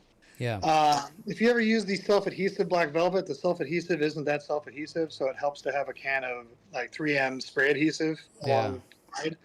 The self-adhesive will work, and then 6 months you'll be on a hot summer day and you'll notice, hey, all my flocking is dropping out. So right. That's a lesson I learned a while back. But yeah, that works really well. Flocking is generally going to be better than paint because the texture does a lot more to break up light. Even the flattest of flat black paint, at the incident angles we're looking at, you're always going to get a sheen on them. So flat black paint is nice for parts that you can't necessarily block easily, but the tube wall, flocking is the way to go. So I did not flock the inside of the 114 millimeter telescope that I built. Mm-hmm. I sprayed it with some matte black paint. I don't even really know if it was that matte. But what you were just mentioning was the texture. So these 3D printed carbon fiber parts have a pretty noticeable rough surface texture. So I wonder if I guess I wouldn't know how to know that I need flocking material, or if the texture in there is doing the same thing. Yeah, I think it'd be one of those things. You'd have to do it before and after under light polluted skies and try to control everything.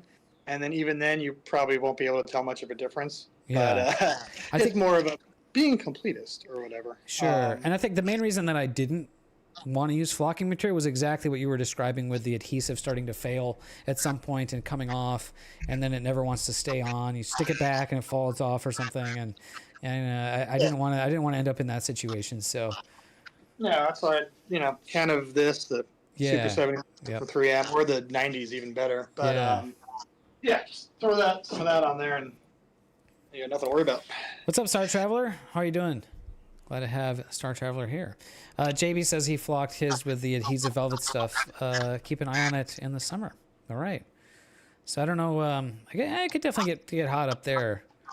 Not quite as hot as the California desert, I think, in the summertime maybe, but they'll have humidity, so I don't know if the humidity will affect the adhesive, if that plays a role. Or you might be fine too. Yeah, especially the surface you're going on, you want to, before you stick the self-adhesive on anyway, take some like red Scotch-Brite and just kind of scuff it up, and then the glue will have more to bite into. Yeah. Textured surface. Yeah, 3D printed parts, especially like these composite parts, are going to have a textured surface, so that usually is kind of built in. So that's yeah. You just have more surface area for the adhesive to bite into then. Yeah, so that's great. Yeah. Jimmy says you can test low incident angle reflections directly too. Well, we're going to need a little bit more info on that. At least I am. But that sounds interesting. Let's see.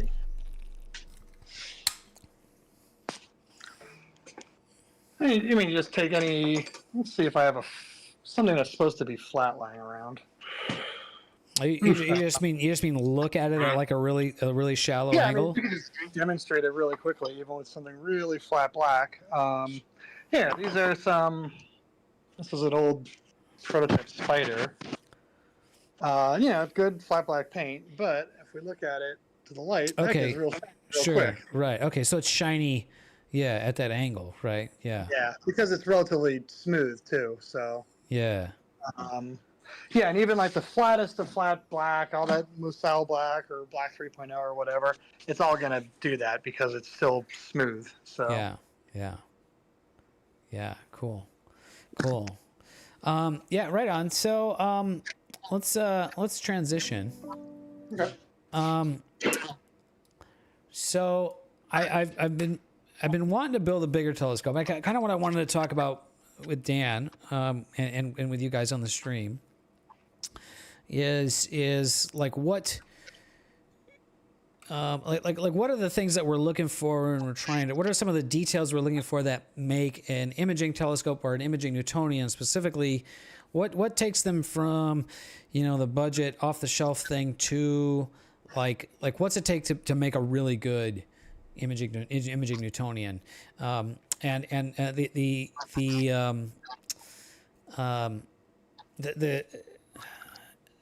what am I trying to say? I'm sorry, I just lost my train of thought. So I built the 4.5-inch telescope. That's cool. So when you build a telescope, you got to build a bigger telescope.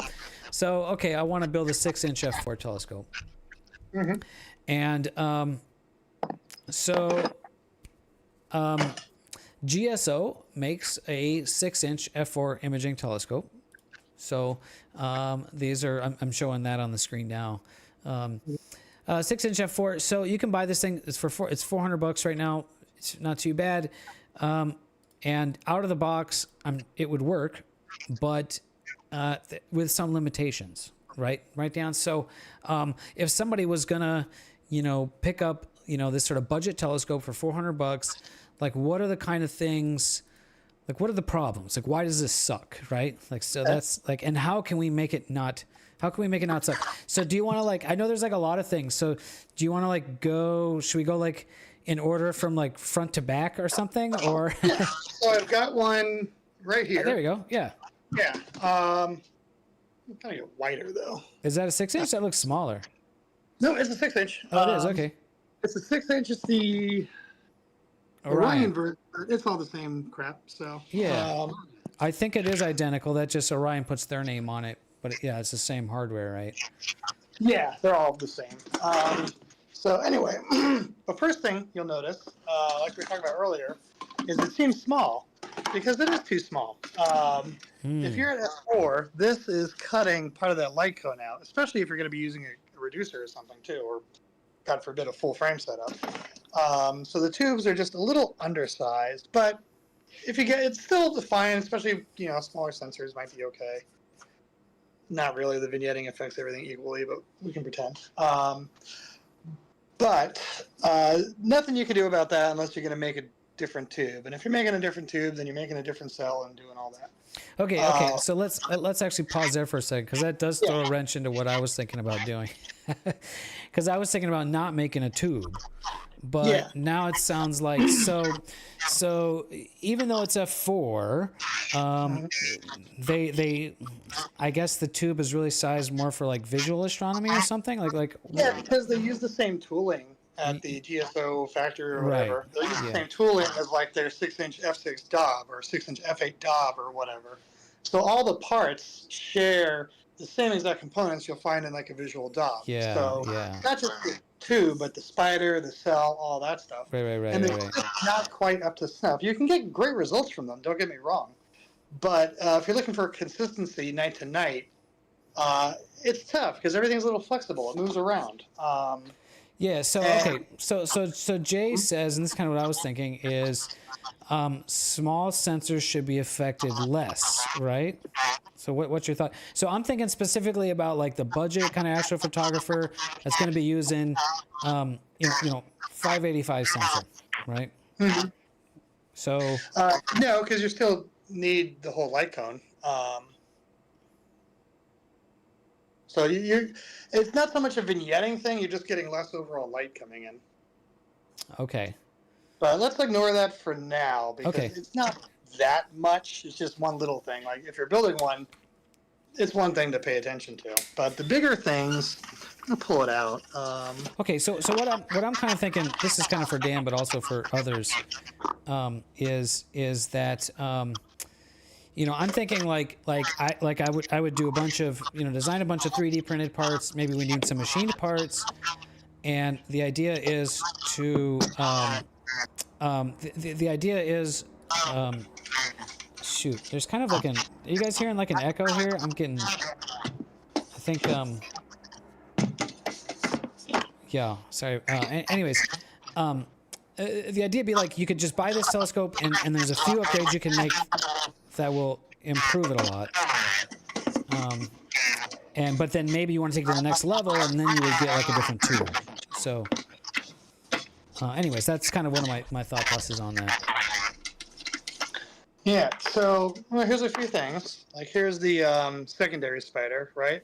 And the hub itself is fine. It's pretty rigid, but it's this very, very thin sheet metal that is kind of flexible too. With a heavier secondary, especially in like the straight line design, it could, sag one way or another during the night or shift around. So you'll lose collimation that way. Okay, so the secondary is the secondary holder of the spider is not stiff enough. So those are like steel veins. Like how thick are those? With stamped steel, let's see. They're pretty thin, which is nice. I like thinner veins.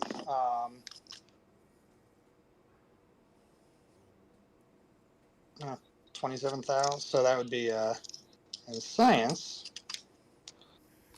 0.83 millimeters, so a little under a millimeter. Got it.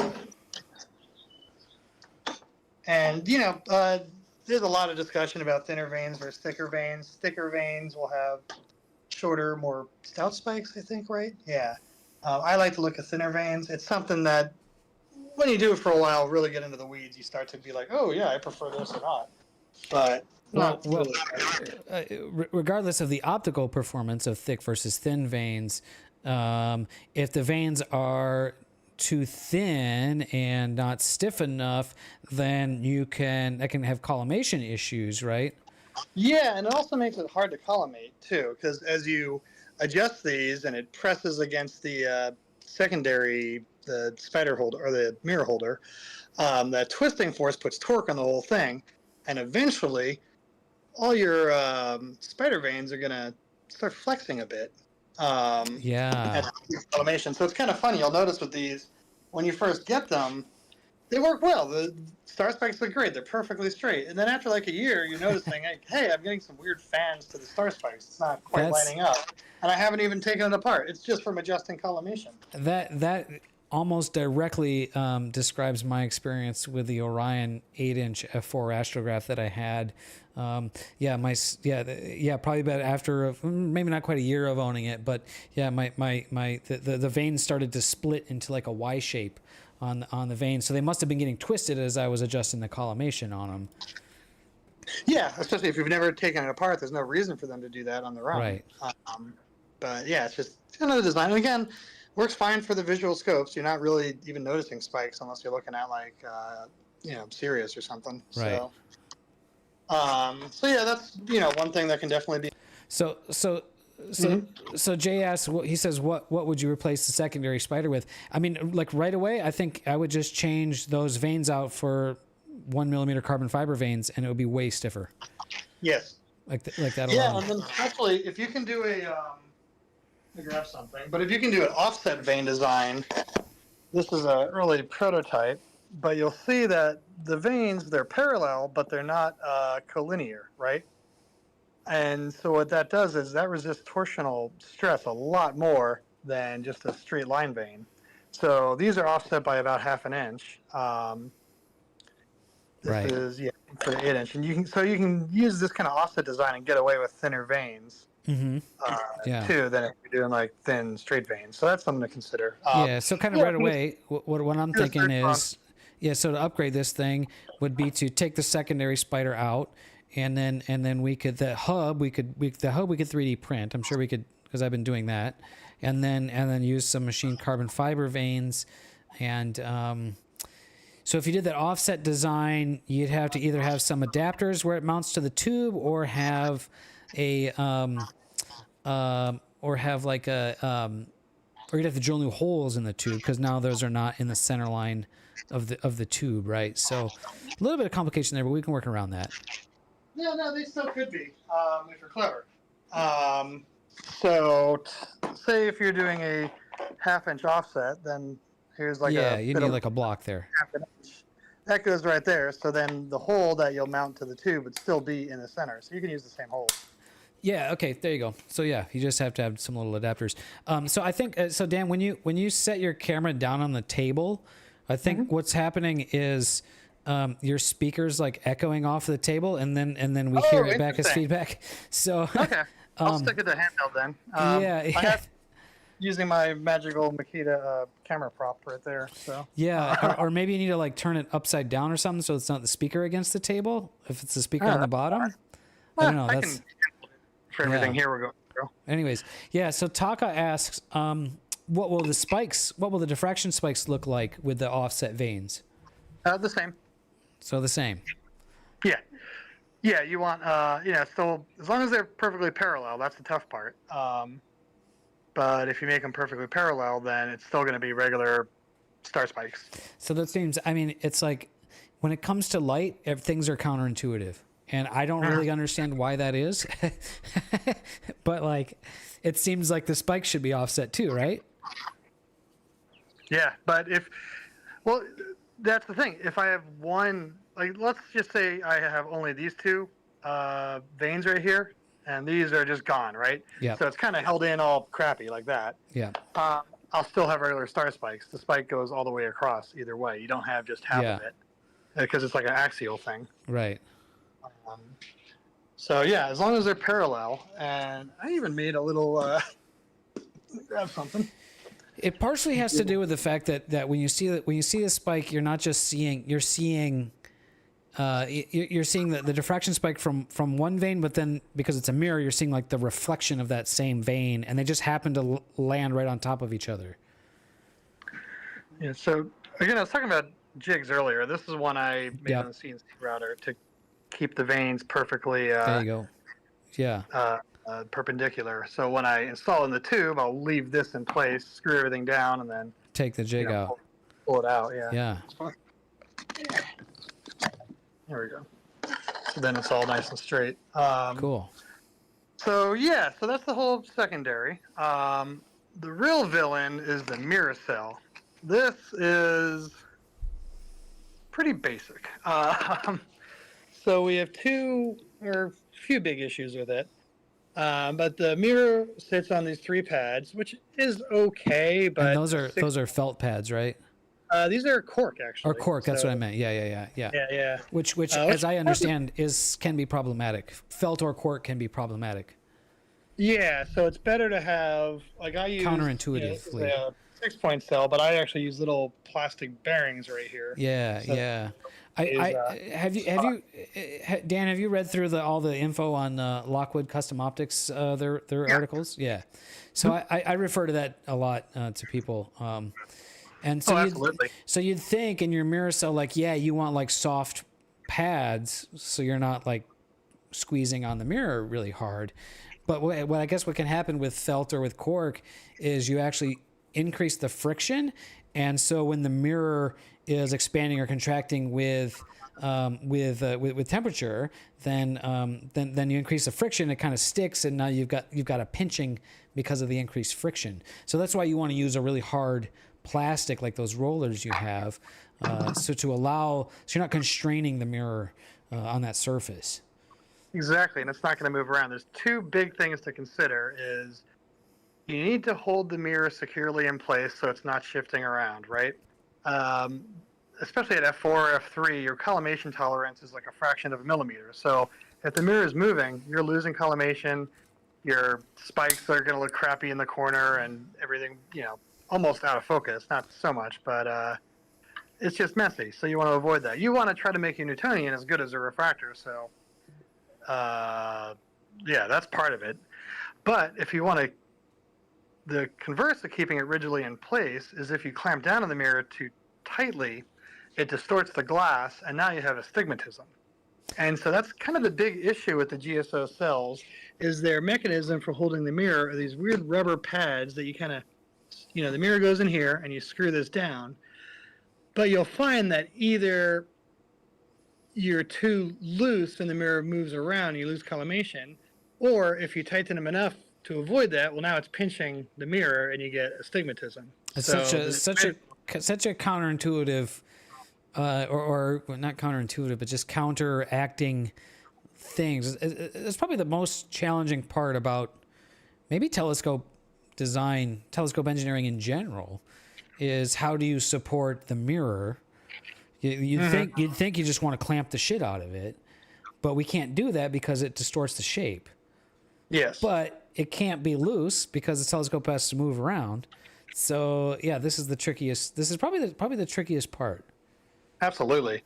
Yeah, and you're thinking that mirror, the glass has to stay, the surface wants to be 1/8 of a wave of light or whatever, right? So any tiny amount of pinching, even if it feels fine, you're going to notice, hey, all my stars look like triangles now. Yeah. That is classic astigmatism. I'm really grateful that I learned about pinched optics on the second telescope that I built because I was concerned about the mirror coming out, so I glued the shit out of it with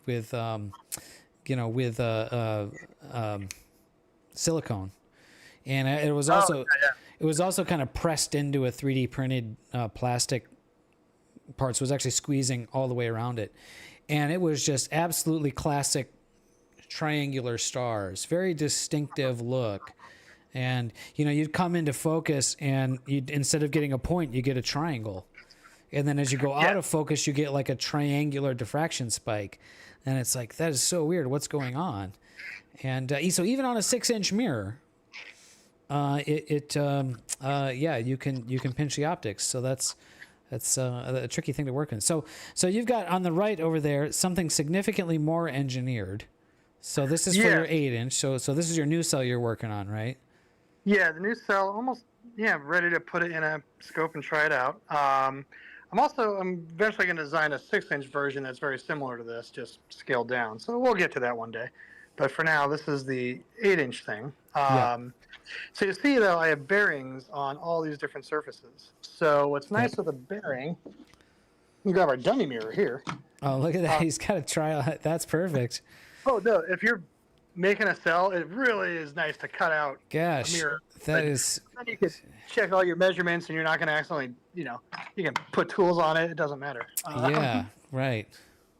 So I had the dummy mirror, so you can, make sure everything's nice and lined up and whatever. But anyway, with bearings, what's cool is I only want these for side support. I don't want anything pushing up or down on the mirror that's going to cause astigmatism. And so with a bearing, it's always only going to be on that one axis, whatever force is on it. So I can, push this in, clamp it down, but it's only going to apply force or, resist force in that direction, right? Because it's always going to move. So the bearing is not even so much to let the mirror move around. That's counterintuitive. It's just to keep the pressure in that one direction on it. So you're only applying, you're only supporting it like in 1 degree of freedom. Like you're not Exactly. Yeah. With these guys, when you tighten them down, it's not only pinching the top, it's also like really what you want it to do is side support, but it's pinching the top to hold the sides in place at the same time, which is just acceptable. So yeah, and with the 6-inch, you don't quite need this crazy wiffle tree design. I don't really even need it for the 8-inch. It's probably a little bit overdone. So not necessary, but something like this, if you just drilled and tapped some holes here and put like a nylon set screw into kind of barely touch the side of the mirror, that would go a long way. And then just use this just to keep the mirror from falling out. So just tighten it enough. Right. Use like a piece of paper as a shim against the mirror, and just get it so it's not quite touching the mirror, but it's not going to let it go anywhere either. And then that little nylon pin screw on the side can keep it from shifting around. So you've got like 3 set screws kind of holding it. Yeah, that 120 degrees, and that would be fine for a 6-inch. There's not a lot of weight. Once the mirrors get heavier, their own weight under gravity will distort much more complicated. Complicated. So that 6-inch, the GSO mirror cell over there. So that's got these little L clips that hold the mirror in to keep the mirror from falling out. So how do you keep the mirror from falling out on your cell? So I have been working on that part today. It is drying. But we have this, which works. So this kind of goes right in here, up or down. Okay. And this will work as a hold down, as well as a mild aperture mask too. Okay. And so I cut out the ID of this to be around exactly 8 inches. And you'll notice. Let me see. I can pull a mirror out if you give me a second. I don't think we. I mean, at least I understand the concept of that mask, and I know people that modify. So one of the problems for those who aren't aware with the 3 clips on the 6-inch cell there is those little clips will anytime you have like a straight edge, a hard edge in the light path, you'll get a diffraction spike, right? So you get additional spikes on your brighter stars from those 3 clips, right? Exactly. So these will cause little weird spikes here and there. Yeah. So the workaround people do with these is they make a ring part, just like the part that Dan just showed, called like an aperture mask, so that you don't have those square edges. The downside to that is now your 6-inch mirror is a 5.8-inch mirror, right? So you lose your mirror's a little bit smaller. So I'm guessing that's a trade-off you're willing to deal with. You're willing to take. Not necessarily. Okay. I want to show you something cool. Let me. Yeah. Oh, we want to see cool stuff. Give me a second. I'm going to set this. Here, look at that. Why not? Also, while we're on this angle, look at those little crappy springs. So that's another thing we'll talk about is the springs, right? Let's get beefier springs. Yeah. Let's see. This is an 8-inch. Set this down somewhere safe. I think I have a 6-inch in one of these boxes. 6-inch, okay.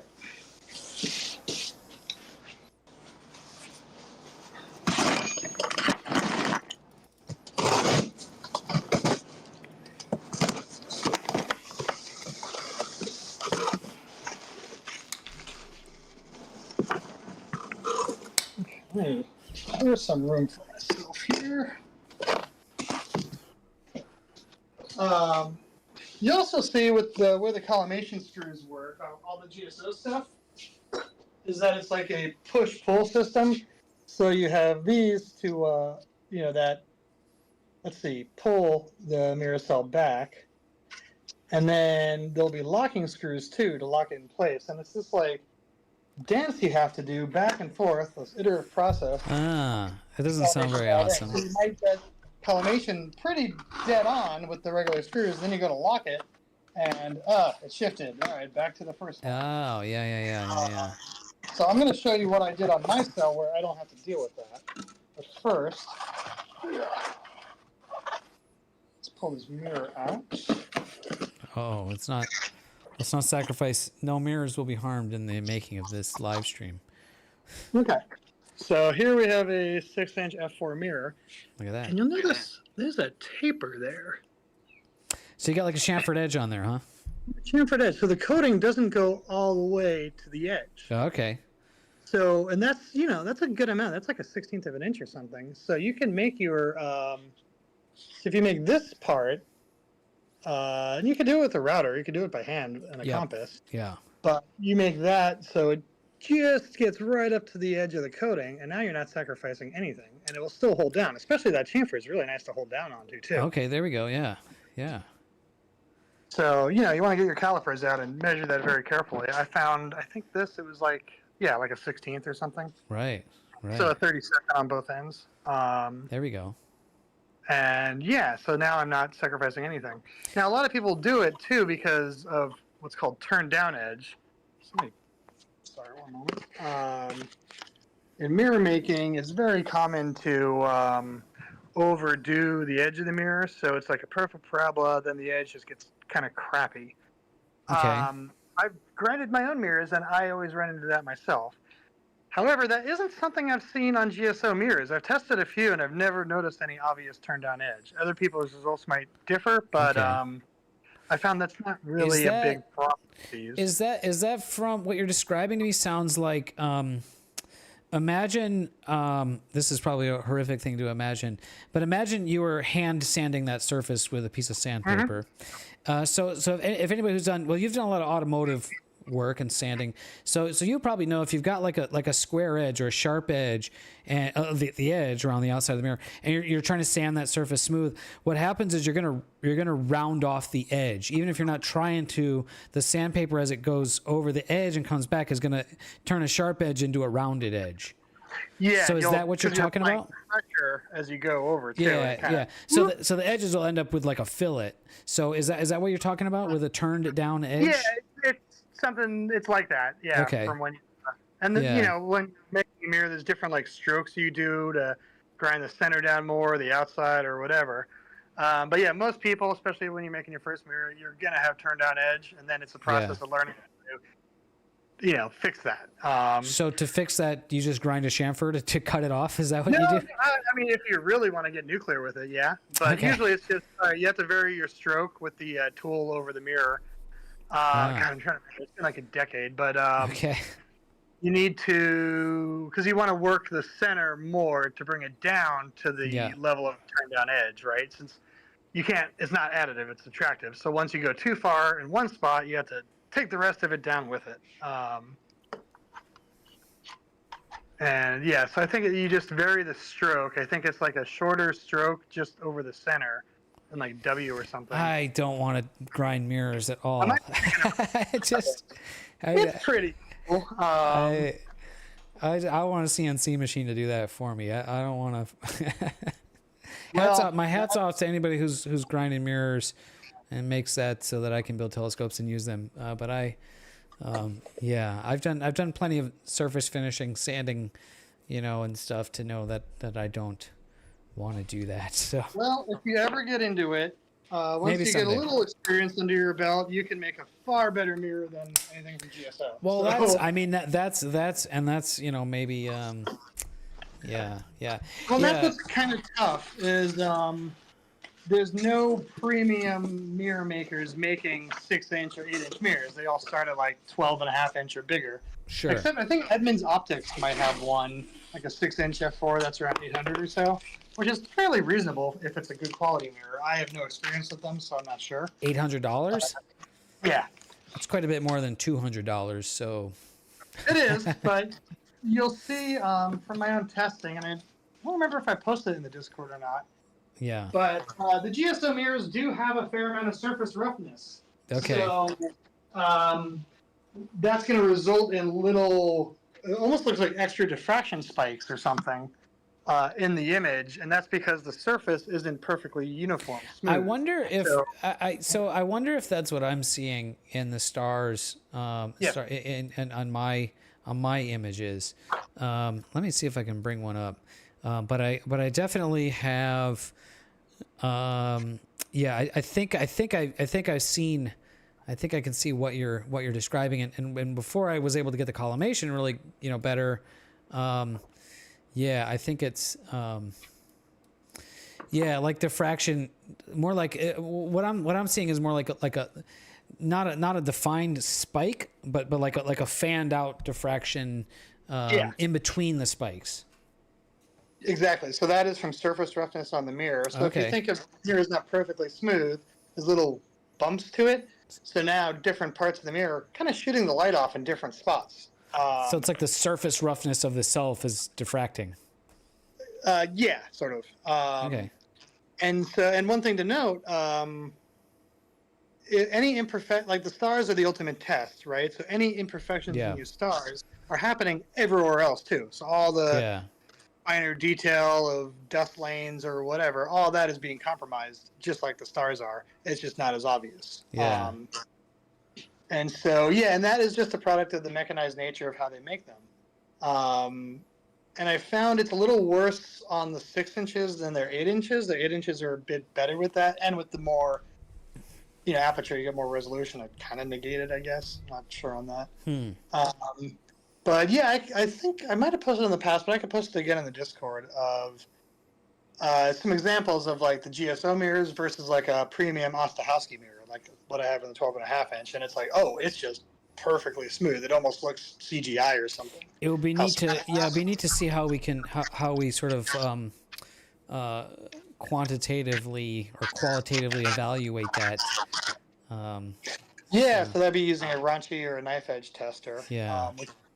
Stellafane is a great resource on how to build your own for very, very cheap. Okay. Razor blade, an LED, and some way to move in X and Y, and that's kind of it. You can, once you learn how to use it, you can determine, what fraction of a wavelength of light your mirror surface is, which is pretty cool. Yeah, right on. Cool. So, but yeah, so where were we with everything else? Okay, we were talking about the mirror hold down, and I pointed out the chamfer that you can kind of clamp to without. The phone on the table issues. Yeah. All right. Whoop. Now we have. Hey. There we go. I hit the wrong thing. Yeah. Okay. So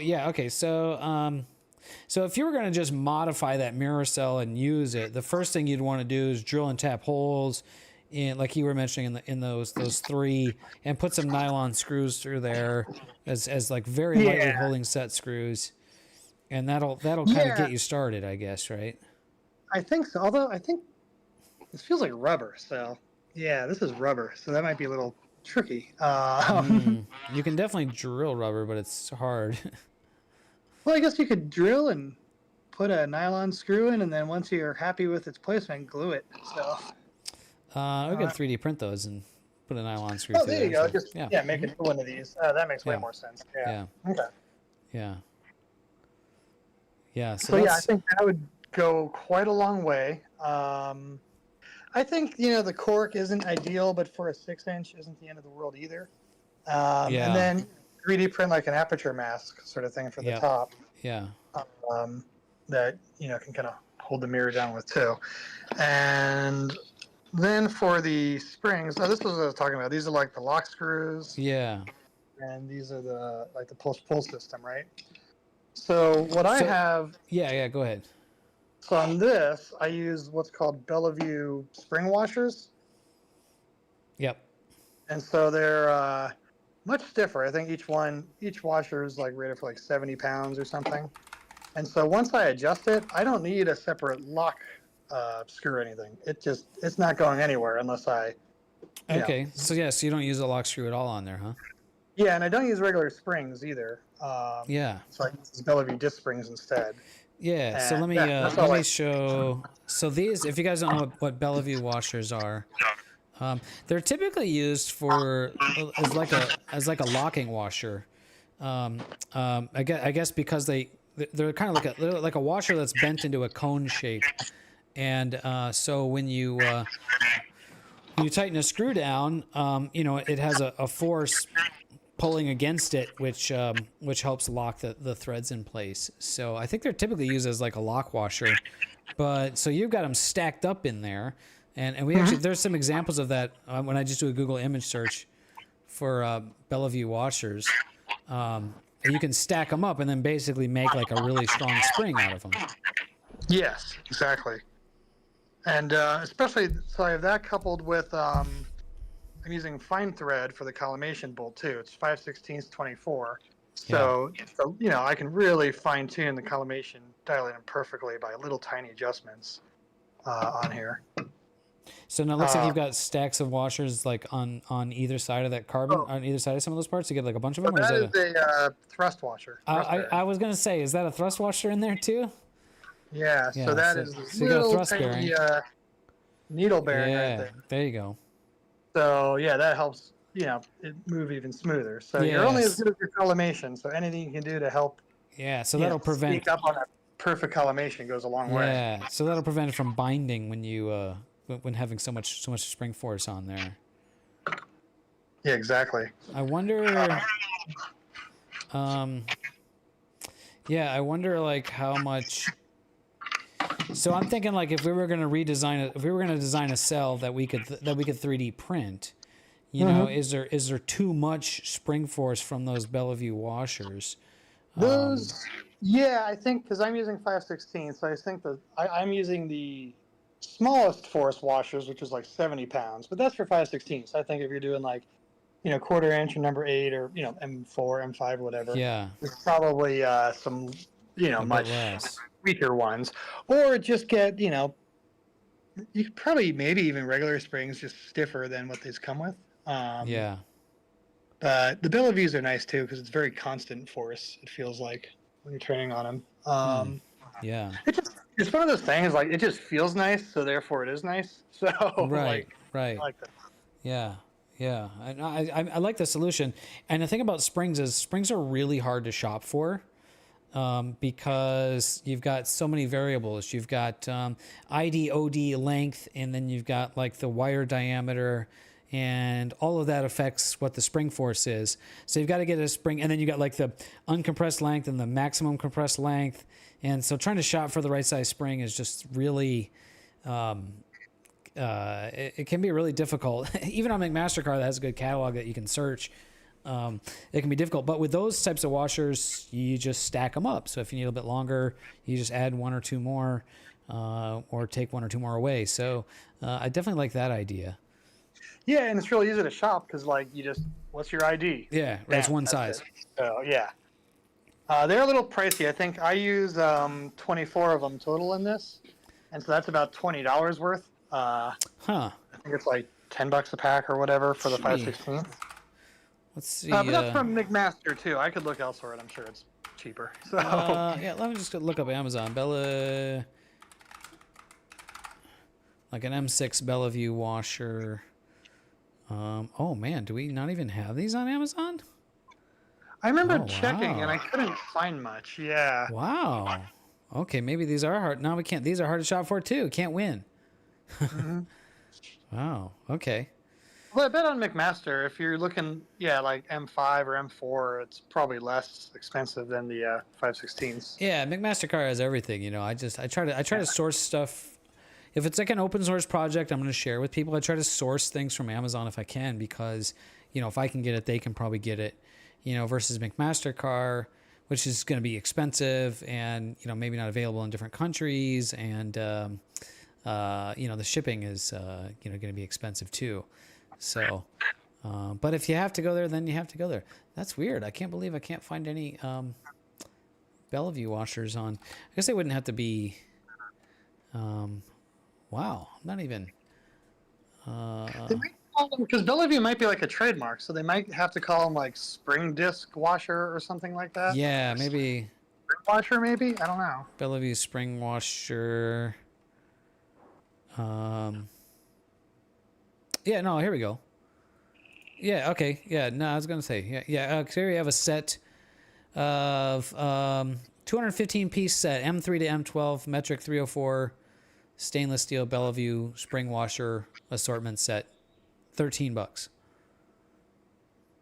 And yeah, those look like they are. Those look like Bellevue washers. So yeah, so they're available. Oh, cool. Good to know.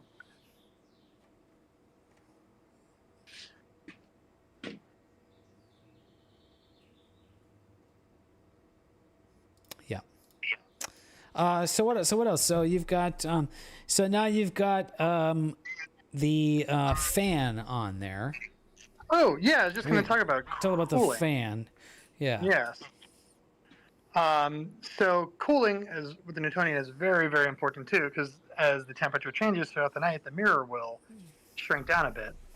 And usually you'll find at the very beginning of the night, sometimes your stars are just kind of crappy because your mirror is a little undercorrected until it comes to ambient temperature. So the faster you can cool the mirror, the better. So having a bigger fan is going to work well too, because less vibration. The bigger bearings, the bigger surface area, will be moving more air. So try to fit the biggest fan I can, which on this is a 120 millimeter. On a 6-inch design, I think I'm going to go with a 92 millimeter. So I just had the fan on 100% the whole night. And if you use a good quality fan like this Noctua, then you're not going to get any vibration or anything from it. I've done plenty of tests with it off and on just to make sure. Yeah. Nope, see any difference at all. So. And now, is the fan mounted directly to the cell, or is it mounted to the back cover of the tube? It's mounted to the rear plate, so it's got a little independence from the cell too. Yeah. And so I use a slim fan, which is 15 millimeters. I think their normal fans are like 20, but I want every little bit I can get here, so I want the slim one. Yeah. And so not only does it help the mirror cool faster, but as air is blowing up the tube, it keeps dew from forming too. So the air will, kind of go around over the mirror and around it and keep going up the tube, and you should be able to feel air coming out the end. And if you have air constantly flowing through, you're never going to get dew forming on your secondary, which here in Southern California I never really have issues with dew, but every now and then. It's kind of like if there's enough weather in Southern California to produce dew, that means there's probably clouds and rain. Yeah, so that means it's probably not. You probably don't have it outside anyways. So we're a bit spoiled. Usually, a bit spoiled in that regard. But back when I was in San Diego, I was closer to the coast though, and I would get more dew. Yeah, sure. Normally out here. Right. And just having air flowing through the tube all night, you don't need to worry about dew heaters or any of that, which are just going to cause issues with astigmatism anyway. I don't want to. It just sounds like keep air going, and you're good. And what that also does, I'm going to use our wood as an example. There's something called a boundary layer of air that kind of forms in the depression of the mirror and just kind of sits there and works like as a minor lens, so that can distort your image too. So if you have air constantly flowing, it will disrupt that boundary layer. So that's one cool thing with this mirror hold down is this epoxy hasn't totally cured yet for the side support, so I got to be careful. So anyway, this OD of this matches the ID of the tube, so this is almost flush with the tube. So all air is kind of forced to pass over the top of the mirror and then up the tube. So once this is done, there'll be like a little bit of space there because I'll have some little felt pad. So you kind of direct the airflow over the top surface of the mirror. Yeah, and so you want to disrupt that boundary layer and then have the air move up the tube to keep any pockets of warm air inside there from occurring. Yeah. You want everything to be nighttime ambient temperature as quickly as possible. Think of air causes bad seeing, like the different air masses will, and so you definitely don't want to introduce bad seeing inside your telescope. Right. Disrupt. Our friend Hero says You only have dew when there are clouds. Sad amateur astronomer noises. Who has to deal with European weather? Yes. Yeah. Sorry to brag. Yeah. Dew is like very California's- rarely.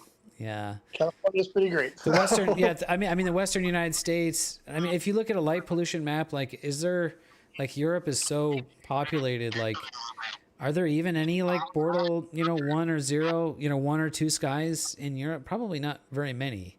So, yeah, that's part of it too. But I think Spain and Germany, you got some good ones. Once you get rural. yeah. JB asks, how do you go about powering the fan? So I haven't put it in yet, but I have a little hole there for a DC barrel plug I'll put in, and I'll just solder it right to the fan wire. So Yeah. it's a computer fan. It will run a 12 volt. I think it's the yellow and black wire, and I'll just clip off the green and blue, which There are you go. PWM control, which I don't need. Yeah. And then just power the fan that way. Yep. Actually, I can go outside. So I got just my 12 volt actual- DC. I got the other scope that's already built. Oh, here we go. Cover off, and we could look at some stuff on here. Yeah. JB says he's shocked to learn that 2 sources of bad seeing don't cancel each other out. Yeah. Oh, we just lost. We lost Dan as he walked outside. I wonder if he accidentally disconnected. I hope he's not. I hope he doesn't realize that he's disconnected, or doesn't realize that he's disconnected and he's talking to himself right now. Oh, here we go. We got him back. Great. You back? Yeah, I hit something. Okay, here we are. Touchscreens are the ideal user interface devices, aren't they? Oh, totally. So I was gonna say, if you have a backyard, and you could stay set up. Get one of these Telegizmos 365 covers. I just have it out here all year. So. There you go. So anyway, yeah. So this is what I have, and yeah, just plugs right in. Yep. It's 12 volts from the Pegasus power box right here, and I can turn it on and off with the box too. Yeah. So yeah. Having a power hub is really, really nice.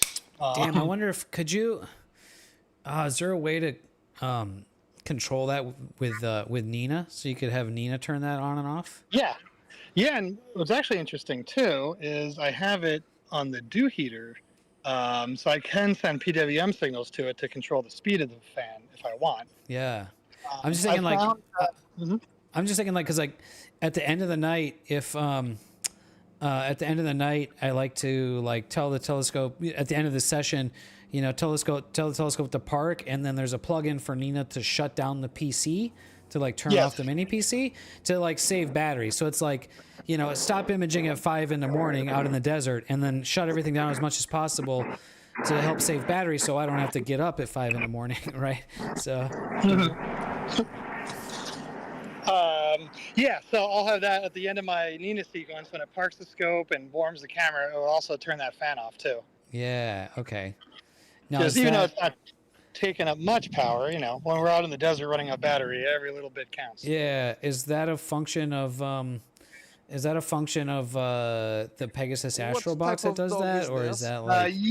So since I have it on the dew heater channel, I can basically just like turn the dew heater off, and it will cut power. Yeah. So basically, you can fake it and say it's a dew heater or something.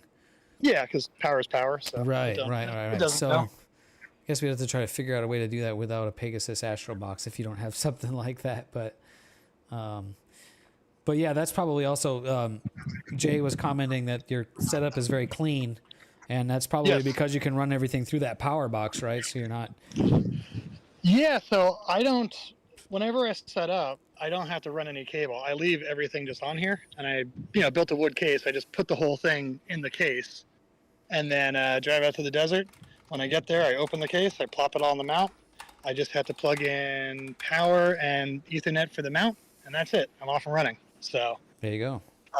So if you're building a scope, try to design it so you can keep the mini PC and all your cables. Try to keep that in mind so you can have it all up right in there. I will say though, with the carbon fiber tube, it blocks radio. So if this isn't certain orientation, the Wi-Fi drops out. Yeah. That can be external antenna on the top, or just something to think about. It's not the end of the world for me. Yeah. It usually comes back, but every now and then there'll be some weird angles where I Right. lose connection. Right. Yes. Carbon fiber. Carbon fiber is slightly conductive, so it interferes with radio signals, and yeah, it's something you have to deal with. So. Yeah, and actually that's a good point. Galvanic corrosion is an issue. So if you have any Sure. metal hardware touching carbon, try to at least make sure it's like stainless. I try to use 316 on everything. Because otherwise you'll get some corrosion pretty quickly. Interesting. Have you had experience with that then? I haven't, but that's what everyone says. But I've always used stainless hardware, so. Yeah. Or, you're using aluminum on carbon, try to have so that's kind of some area that I do sort of have some experience with, and it's kind of like that's like armchair composite experts on the internet. Whenever they see composites, they love to scream about galvanic corrosion. Yeah. The bottom line is like, I mean, you're probably gonna outlive that telescope before it becomes a problem. Especially because we live in an image in the desert. So if you're on the coast where you have a lot of salt water, then salt water spray, then more of an issue. But also you don't appear to really to have metal touching carbon anywhere in there because you've painted the carbon, so you have a layer of insulation there. So it's not. Yeah. Anything touching carbon's painted, or make sure there's epoxy resin, or whatever. Just like if you're bonding to it, that the layer of epoxy resin will is enough to insulate it. Now, if you're building an aircraft that has to fly and not have the wings fall apart in the middle of a flight, then those are the types of issues you really, really, really have to worry about. Then and there's an aircraft that it's just speak of the devil.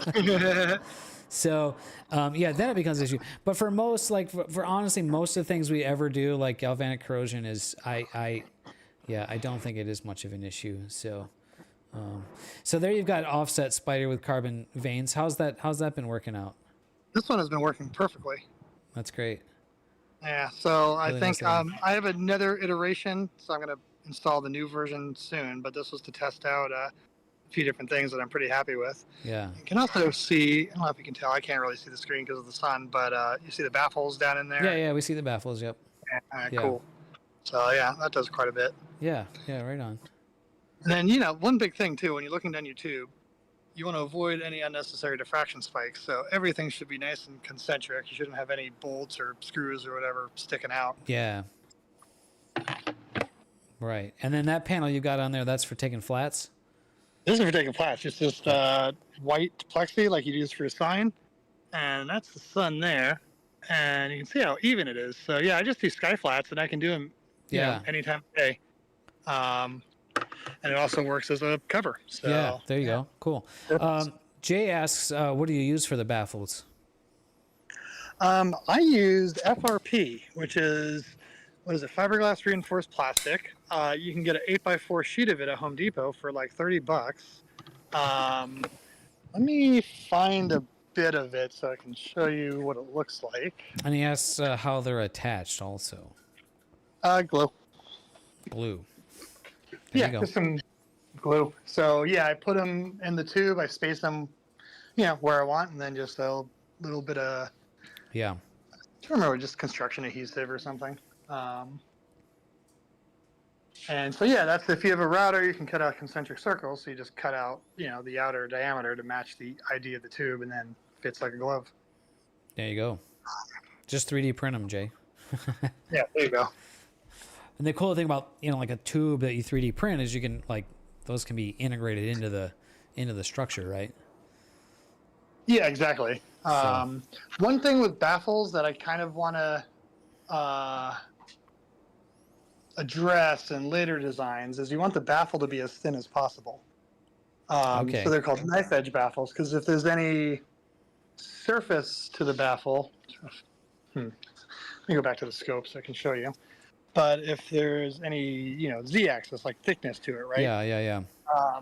That, like we were showing with incident light angles earlier, that can kind of pick up. So you can see this outer one here. Yeah. It was like 1 millimeter, I think. It'd be nice if it was thinner. So right. So the edge is almost like a knife, right? Yeah. So yeah, if you're So 3D printing, not the I don't- thickness so much itself, but just the thickness at the edge. yeah, exactly. Okay, so we can 3D print then. You could 3D print a baffle that has a good amount of thickness at the wall, so you have some stiffness and some surface area for bonding it to the wall, or just 3D printing it in place, and then you could have it taper as it goes towards the center of the tube to a really sharp edge, right? Yeah, yeah, just keep that edge, Yeah. as minimal as possible. Okay. So you're not picking up on it. Yeah. That's printable. So we can print. I mean, minimum layer thickness. You can go down to less than a millimeter. Well, way less than a millimeter, 0.2 millimeters or 0.1 millimeter, something like that. Oh, that's great. Even thinner, but I mean, it get pretty fragile. A piece of plastic that's 0.1 millimeters down at that, but it could be about that sharp at the point, right? So. Yeah. Yeah. But yeah, I suppose with other material like the carbon fiber, there you could grind or sand a chamfered edge to it, so you have a sharp edge. Yeah. If I want to really break the bank and make carbon fiber baffles, I've thought about it. Or I mean, any other material that you can grind and add to it. Yeah. That's a good spot for probably regular fiberglass too. Yeah. Cheap out a bit. Yeah. Right. Yeah, pretty much anything. Even maybe veneer wood would be nice too. Oh, that's something. Earlier, I was talking about the wood sandwich composite, Yeah. and I did want to show. This is the plywood I use. It's bendy, and it's similar to regular plywood, except in regular plywood, we have all the different layers, right? And every layer they put in the grain is in alternating directions. Right. To make it extremely stiff. Yep. With the bendable plywood, all the different layers have grain in the same direction. So you can, roll it up. I'm doing this one-handed, but you can get some pretty tight radiuses with it. Right. So yeah, I like using this stuff for the center So of it's the sandwich. Yeah, so it's the same thing with composite materials, right? So you could have, unidirectional carbon fiber like that sheet there, and where you have no stiffness in one direction, but all the stiffness is in the other direction. And carbon fiber composites or fiberglass composites act similar to wood in that it has a grain. And pressed plywood that we use in construction or projects, like you mentioned, usually it's made with layers of alternating grain orientations, so that you have more quasi-isotropic properties. So it's similar stiffness in all directions. But maybe you don't really want or need that. So that's kind of what's neat about those types of materials.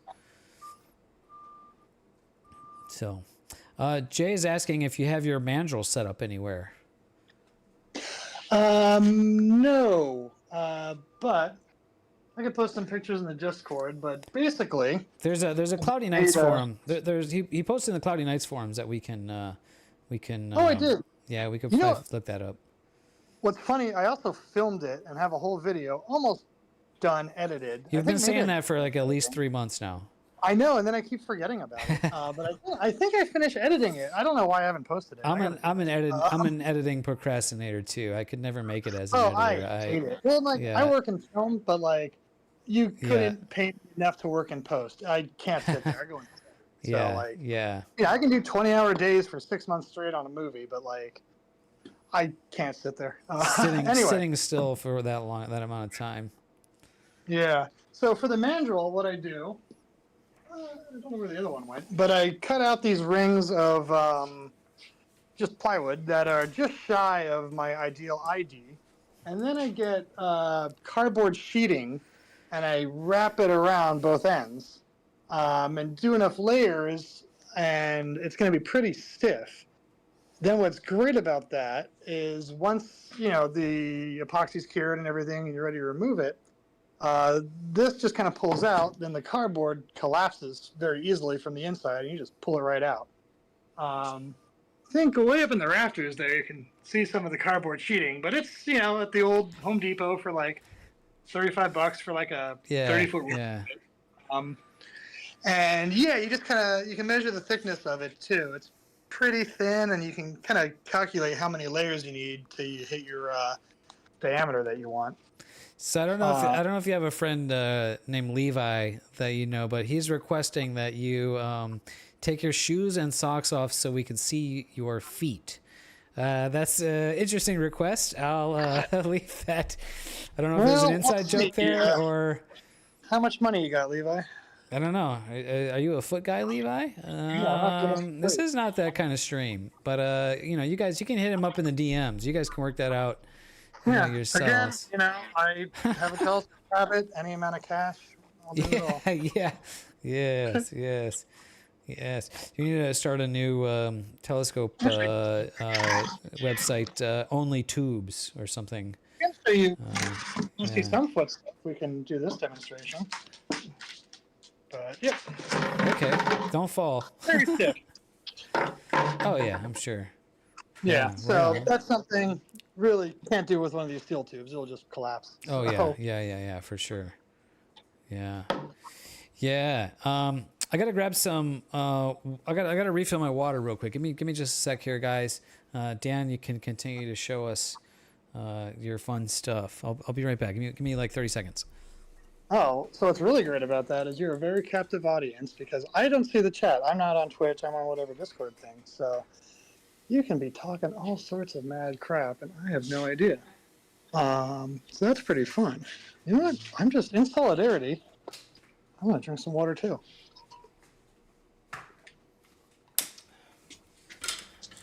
Yeah. He says, "I'll see you at Fraser, and we'll get down to business there." Okay, Levi, I'll leave that to you guys. All right, Levi, all right. I am not a Fraser person. I go to Pinos. Take a 30-second. Drive the extra 20 minutes. It's darker. It's better. Less atmosphere. Yeah, you get all the people driving up with their headlights on, and all that stuff. Well, you get all that at Fraser too. It's. Oh really? All right, I'm gonna take a piss too, guys. Give me another 30. All right. Well, in solidarity. No, I don't need to. Other fun stuff do we got here? So, what's in this box? Oh, that's another mirror. Oh yeah, that's an 8-inch f3.5 mirror. That is total crap. So I got that off Cloudy Nights, I think, from some guy. Said it was a very reputable Edmunds Optics mirror, and I got it. Was very excited. I put it on the tester, and whoa, it's not f4 like you said. It's 3.5. This is cool. And then I did more thorough tests, and it was the roughest, crappiest mirror I've ever seen. So this is going to be a blank. I'm going to write a proper mirror out of it eventually. But yeah, I could post an example of that in the Discord too later, so you see what not to do. In addition to the GSO and the Ostahowski, that's in this 12.5-inch job there. What else we got? We also got a 20-inch deep in there. Jeff's looked through that. That one's quite fun. Got the old Orion XT8, which I don't really use anymore, but I don't know. When I just want to look at Jupiter real quick in the backyard, that's by far the easiest to grab and go. 6-inch, 8-inch, all that. What else we got going on? All right, Dave's back. Dave is back. Jay says, I'm jealous of you all. Need to join the Astro Club in Columbus. Yeah, so Dan, I don't know if, so I was, last week we had on the stream Michael Jackson from the LA Astronomical Society. I don't know if you know him or not. He's the current, he's the new editor of the Bulletin. He's the new editor of the newsletter that is titled The Bulletin. So keep that track in my head. And so he reached out to me like a while ago about writing an article about my 3D printed telescopes, partially because they are restarting their mirror grinding workshops. Oh, really? Yeah. Okay. Yeah. So he said they're restarting their mirror grinding workshops, and it's like, mirrors are great, obviously, but they're kind of useless if you don't have a telescope to put them in. So, 3D printing is another way that we can build telescopes that weren't really a thing that that many years ago. So it was like a lot of things from the COVID times. They stopped doing that, and apparently they're restarting it. So. Oh, that's awesome. Yeah. So if you guys are in the LA area, Southern California, and you're interested in grinding your own mirrors, then the LA Astronomical Society. I have no idea what the details of that are. I don't know if it's like a special thing you sign up for, if you're like a member of the club, you can just go, or what the details are. But I know that they're planning on doing that again. So. Yeah, I could. It's probably something because the San Diego Club had this for a while too, where it's some guy's garage. You go there every Saturday or whatever, and you bring your own supplies. You got to purchase the blank and the grits and everything there, and they'll walk you through the whole process. And it's really, that is definitely something you want to mentor with. Yeah. Doing it solo, you will waste a lot of time grinding stuff you don't have to. So having someone there, almost like Ghost, Patrick Swayze and Ghost, kind of, oh no, you got to just do it like that stroke. Perfect. Stuff you'll never know until you get experience. So definitely cool. It's really not that expensive. You can get like a 6-inch or 8-inch blank and all the grits for like a little over $100 maybe. Okay. So definitely worth doing, and then send it out for coating once it's done. That's $60 or whatever. Okay. Yeah. But it's pretty cool. Yeah, Levi says he's building a 6-inch f9 mirror at school. Cool. Yeah, grinding mirrors is super fun. I'm like 15 hours deep into it. I love going back and forth with my tool. Well, I mean, you gotta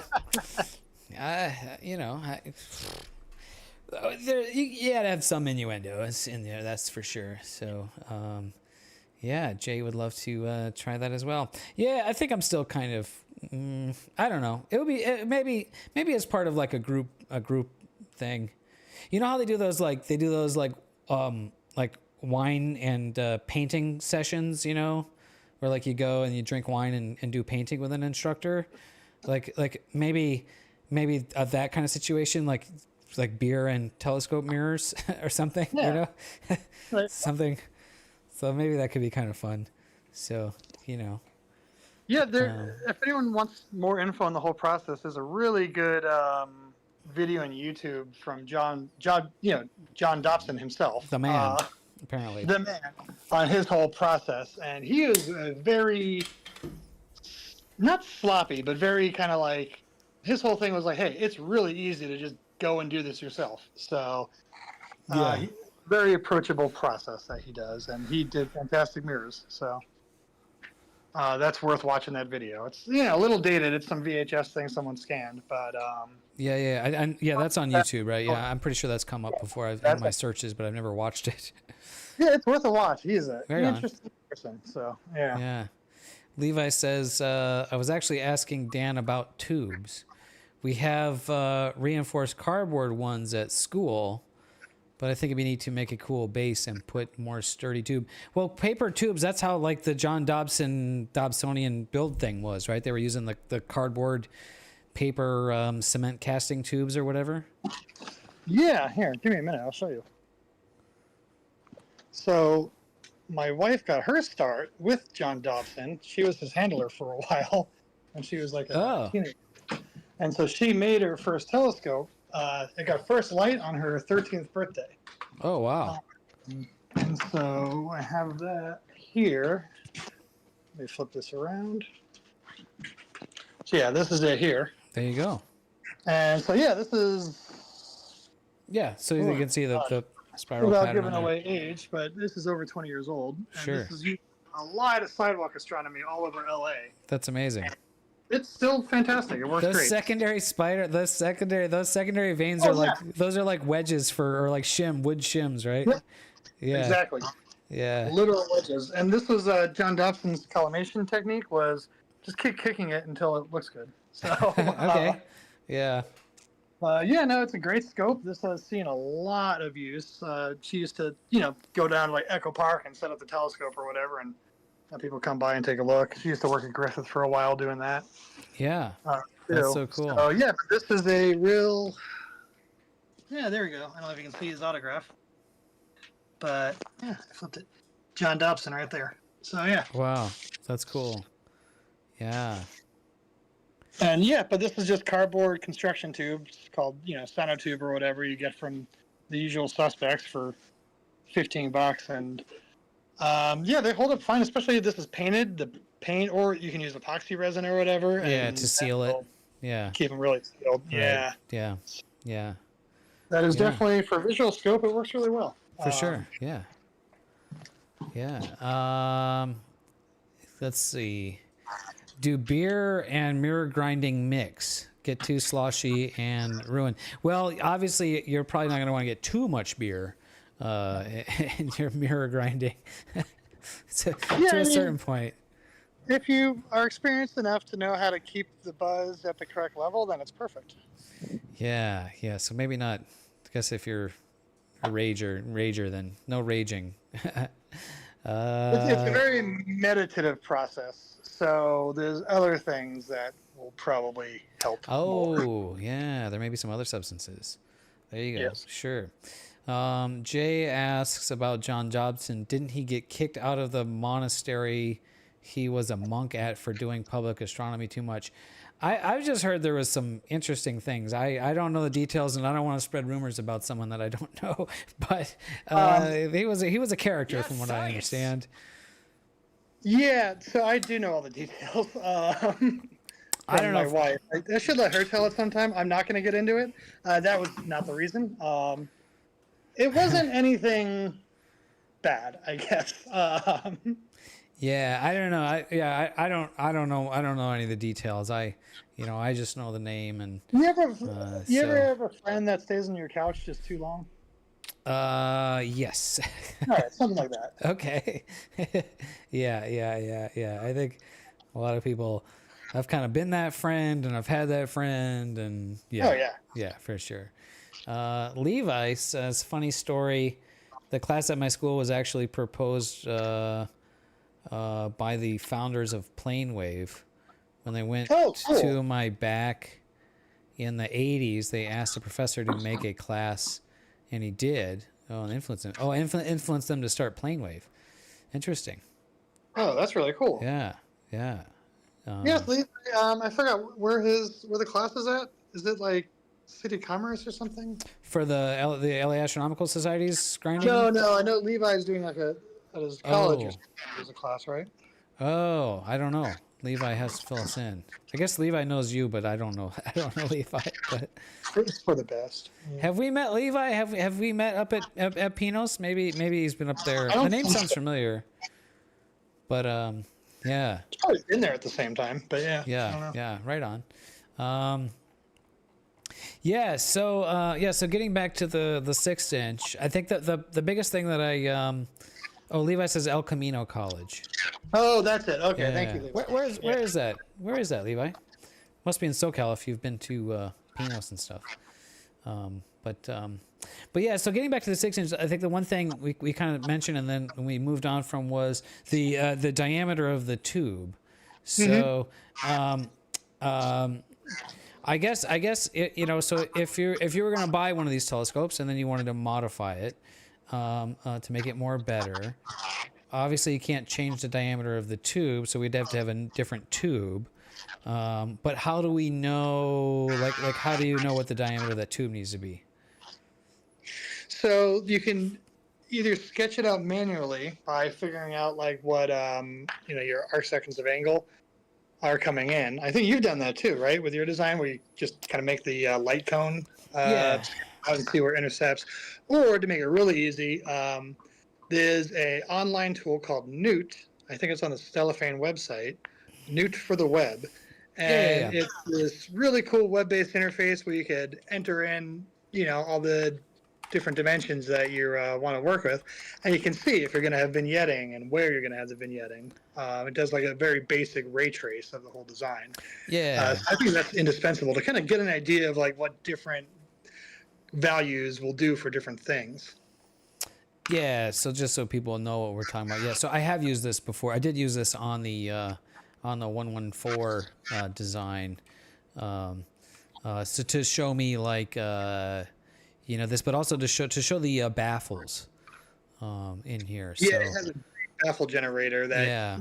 you don't have to think. You just, oh, it says this. Okay, I'll do Yeah. that. Yeah. So I guess I'll take a look at that then. So what did you do? So what was the diameter? So like, what it sounds kind of like for a 6-inch mirror, you probably are using like the equivalent of an 8-inch tube.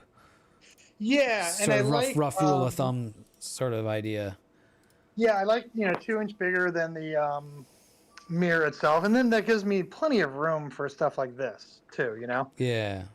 And it also helps disrupt air currents in the tube. They can travel. The air will travel up the walls rather than through the center. Or, Yeah. I mean, the warmth will.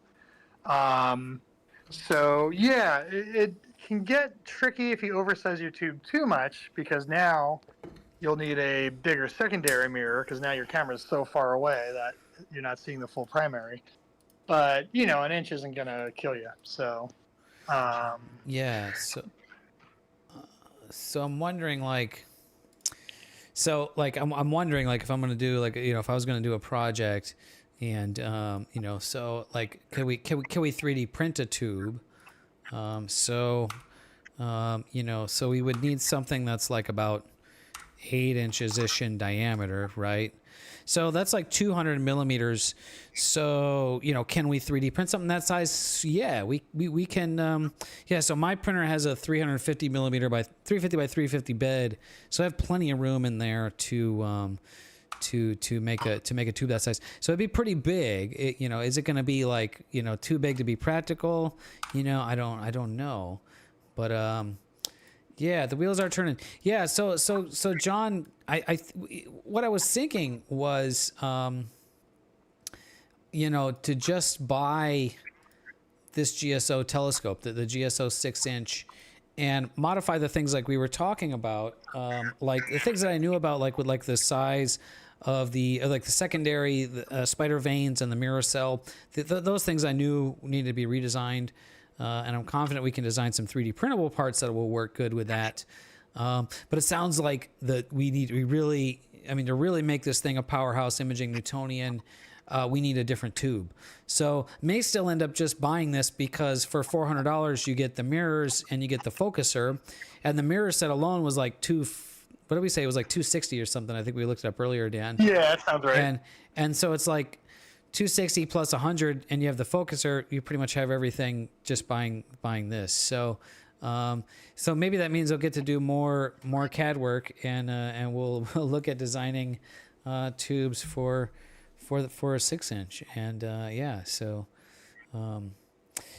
then you'll be able to just immediately start using it too. Yeah. Because I was gonna buy this thing and then tear it apart and rebuild it.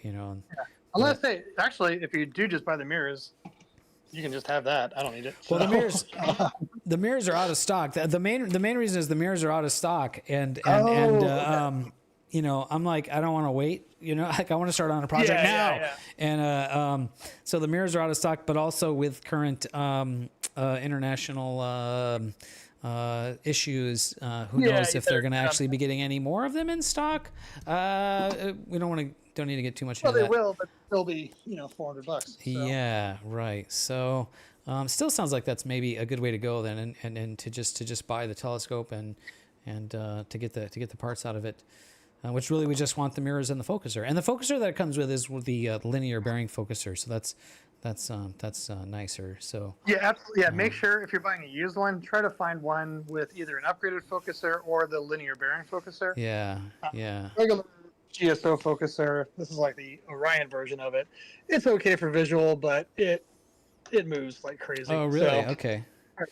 Yeah. The linear bearing focuser, like with my imaging train, is too heavy for it. So I plan on upgrading anyway. But I tried it out just to see, and I had to upgrade. Yeah. But I've got the rotator, OAG, filter wheel, big You've camera. got everything on there. It is way. So I have the Beta Steel Track. Fantastic, but it's quite a bit pricier. Sure.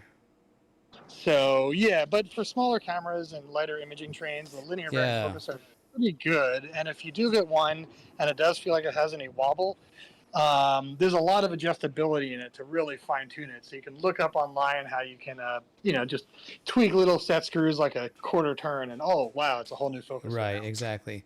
John Klobb asks, GSO has the best mirrors for this. Well, no, but they're the most available mirrors, I think, is the thing, right? Kind of like the only mirrors for this size, except yeah, there is Edmund Optics that also has, I think, 6-inch and maybe 8-inch f4 mirrors. yeah. But you're looking at around $800 just for the primary. Just for the primary, yeah.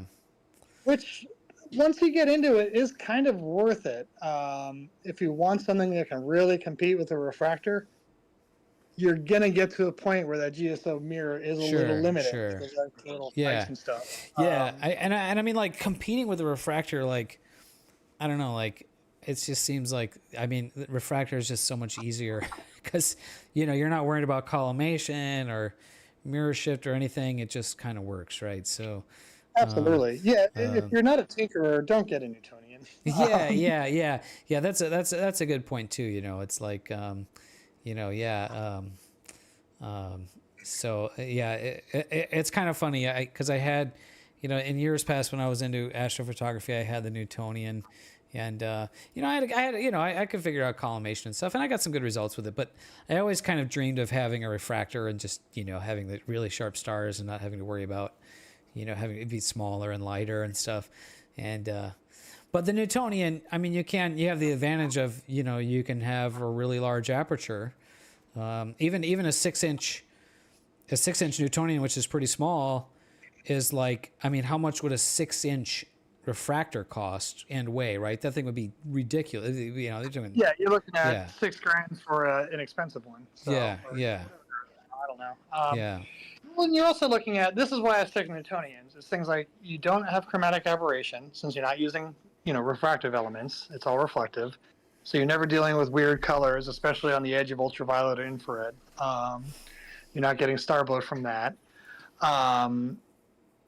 And if there is an issue with something on a Newtonian, you could tweak it. If your refractor is having an issue, well, you got to send it in or return it or, you know, whatever. Sure. So, yeah, I like being able to tinker with stuff. Additionally, speed is a huge thing. You know, with the Newtonian, I can use a Nexus reducer coma corrector, and now I'm at f3. Yeah. And just going from like f4 to f3 is like doubling the amount of time. So, you know, we were talking about, we're out in the desert for like 4 nights. Well, if I'm at f3, now it's like I was out in the desert for 8 nights worth of data.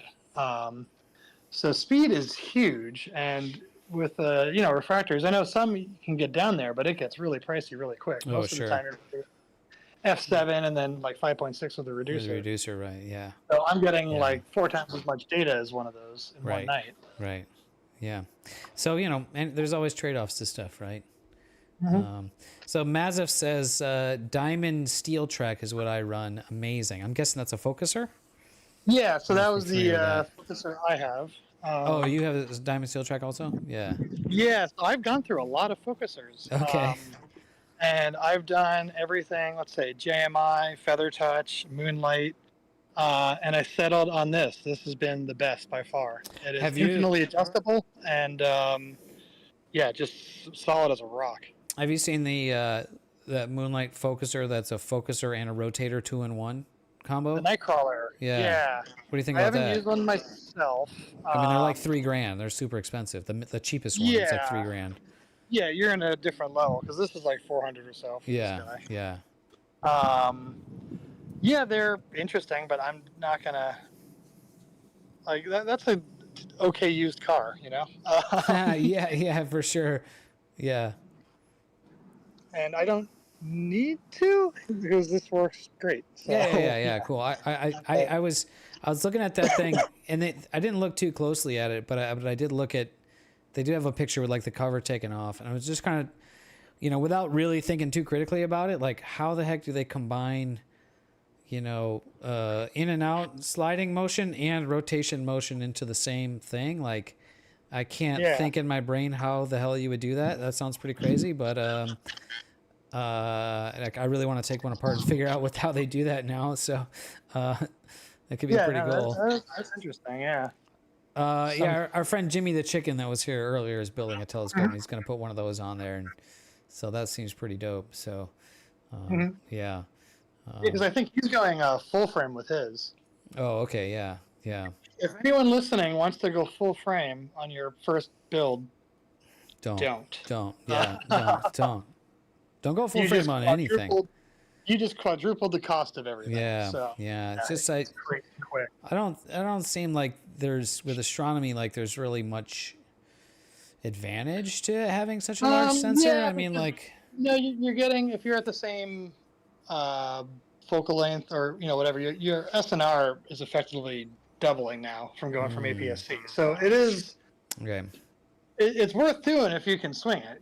I guess that's the case with anything with telescopes. It's worth doing if you can swing it.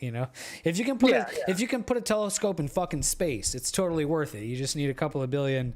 It's and yeah. So JB's gonna go medium format on his next build. Yeah, you're gonna need a big telescope and an observatory for that. What's that new camera and that new telescope that just I think they just installed it. It's not online yet.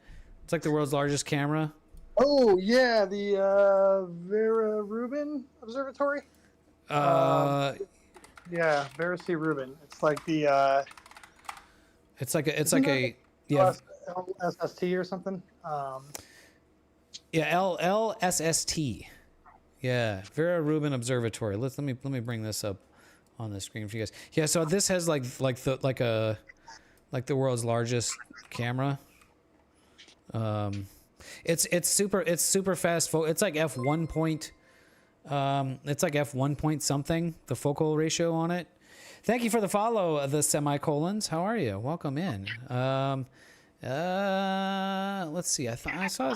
I'm looking at Wikipedia right now to see if I can find info on this thing, but I thought they just had it on their like summary.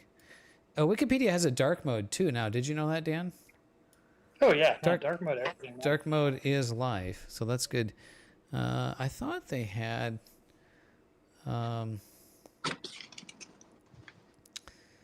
Yeah, I guess I don't. Oh yeah. The focal ratio is f1.23. Oh, that's insane. So yeah, it's a little short stubby. It's a little short stubby thing. It's for taking.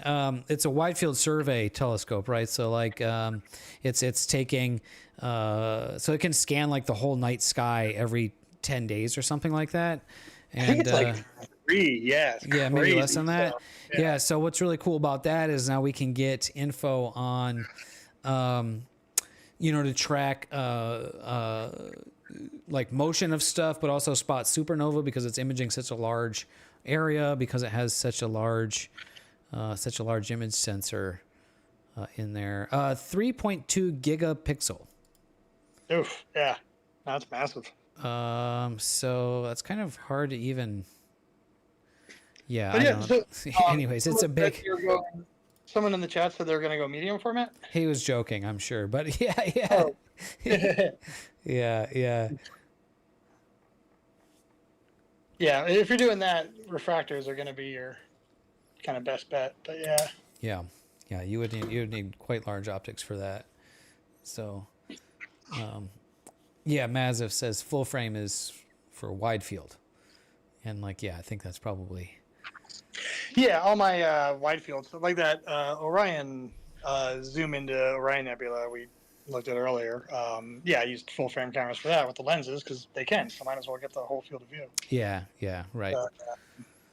Right. But yeah, the main issue you run into is the standard 2-inch barrel on a regular focuser is too small for full frame, especially at higher speeds. You're going to vignette.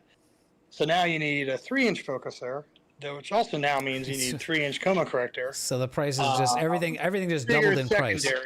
Everything just went insane. Yeah. Everything just. So you're going to spend more on the coma corrector. You're going to spend twice as much on a coma corrector as you will on a mirror. So I think like a 35 millimeter full frame sensor is like, isn't it like 40? Yeah, 43 diagonal. 43 diagonal. So that's your image circle. Yeah, 43. I'm just kind of trying. Oh, whoops. No, I was kind of that's sketching that out, but and that's at the sensor, which is a good, 55 millimeters or whatever behind the end of the coma corrector. So it's, pretty far back. So that's why 2-inch would vignette pretty quickly because it's a cone coming in, not a, straight tube of light. Yeah, so here I just did a little quick SolidWorks sketch to kind of illustrate that. And so you can see how close the inside, the black circle is it would be 2 inches, right? And then, so, the light coming in is, a cone at various, a couple of angles. So Sensor would be about this far back, right? So yeah, it's a very, very steep cone, especially like F4, F3. Yeah, so friends don't let friends go full frame. Unless, so, yeah, fun stuff. So, earlier in the stream, Mithridites asked, I missed that question. He asked you, Dan, if you have any astrophotography projects that you're working on this year. You kind of mentioned, we sort of talked about kind of wanting to do another zoom in kind of thing like you did with the Orion project. So what do you got? What do you got coming? You got anything? Yeah, I mean, zoom into Andromeda is the obvious choice. I don't know if I have it in me. It's a lot of work. And you got to start planning pretty early, right? Since you want like full nights of it. So I'd probably have to start in August or September if I'm going to start doing that, and it would probably take me through December before it's finished. Right. So maybe it'd be cool, but it's so dependent on weather too. Like this year, has been kind of crappy. Like we've gotten. It has, yeah. How many nights have we gotten? Like 3 around new moon. So far this year? Well, let's see. Last month we had 2 nights, right? Or last month was 0, and then the month before that was like 2 nights, and the month before that was 2 nights, I think. So yeah. And then did we go out in? I guess now we're back to early January new moon. Yeah. Yeah, I think I came out just that one night where we had those clouds that me and you were out there. I think that was December. I was out for 4 nights. I think I only had 2 good ones then. Yeah. So we've had great weather in between. So I mean last summer was insane, man. Like I was at Grandview like 8 to 10 nights every new moon for like 4 months straight, and every single night was perfect. So brilliant. That was great. Looking forward to that for sure. Definitely want to get up there again. Yeah. So Grandview week-long trip. Yeah, definitely Mithridites. If you're going, especially for you, it's so much farther for you to go up there. To go up there. So that's definitely the place. So absolutely. Yeah, and then telescope stuff. So you've got the that 8-inch cell that you're working on. You're almost done, and you're gonna. This is almost done. I'm gonna go into a 6-inch version of the 8-inch. Okay. Done. I think that's my next project. I have a whole white of stuff I gotta look at. But, okay. Yeah, right on. Yeah. So I'll go into that, and then next I want to make an equatorial platform for the 12.5-inch. So I might start thinking about that. Okay. Yeah, those are pretty cool. Yeah, I didn't really understand those until I saw them, and then I was like, oh, this is pretty neat. Yeah. So. Yeah, they're definitely they're non-intuitive if you're just looking at them. You gotta kind of hit your head against the wall while reading about them to eventually figure it out. Yeah. That would be definitely pretty cool. But not one for the 20-inch though. I want to do one for the 20-inch too, but I figure I'll start on the 12.5. Start small and build up to it. Yeah, no doubt. Yeah, see what I like and don't like, and then. Yeah. I want to do this 6-inch project. I'm not sure that my mount can handle it. If the mount that I have can swing it and guide it, accurately enough at that pixel ratio and at that, and that weight. So that pixel scale, that's the word I was looking for, and that weight. So I don't know if that's something that I want to build it, and then like if I can't swing it, then I don't know. Then I'll just sell it or to somebody maybe, and somebody with a bigger mount, or I don't know. But it'd be I think it'd be a fun project for sure. I think it would work as long as you don't have wind. Yeah. I've gotten to the point with my 4.5-inch here that I think it's working pretty consistently, especially with the tripod that you gave me. I think it's actually going pretty consistent now. Good. I definitely could improve the guiding hardware. But that's just a lot of just throwing money at the problem, So And there is some hardware tweaks that I worked on the stream and I haven't implemented yet that can, I don't know if it would help it or not, but could make it more mechanically stabilize things a bit. So there may be room to improve it there. So yeah, I don't know. Well, I think something to consider looking at this with the, with your design. This tube is longer than it needs to be, right? Like the secondary is right here, and then we just have a, 4 extra inches or 3.5 inches of like tube. Yeah. We don't need. So you can chop it off right there. You can make a dew shield that can go on to help stray light mitigation. But if there's any breeze, that can fly right off and get, as little surface area as possible. Plus, if it's, you do go with like a larger tube diameter, now the tube can get relatively shorter too by that same amount. So you can really minimize the full sail of the tube. Which is fine. So that would be something to consider. Right. Yeah, wind is the Newtonian killer. So. Sure. I mean that's going to be the case with any setup, and so unless you have just like an absolutely monster heavy duty mount, but Hero asks, for astrophotography, how much obstruction of a Newtonian is good? I'm currently trying out designs on Newt for the website, but I always have a problem that I get extremely big obstructions. I assume you mean the central obstruction. Is that right, Hero? So central obstruction. What are your thoughts on? Well, so that is age-old debate. Everyone's going to have different opinions. So you're balancing total light throughput versus illumination fall off, right? So like I have a oversized secondary on this. This is, I think, 88 millimeters. Normally you'd have like a 70 millimeter secondary. But I had to do a bigger secondary because I added the rotator and all this that put my focal plane even further out than I would like. So when I did that, I realized, I'm not seeing the full primary anymore. I need a bigger secondary. As far as light loss, it's been, Jimmy actually did some math on it. It's not that much.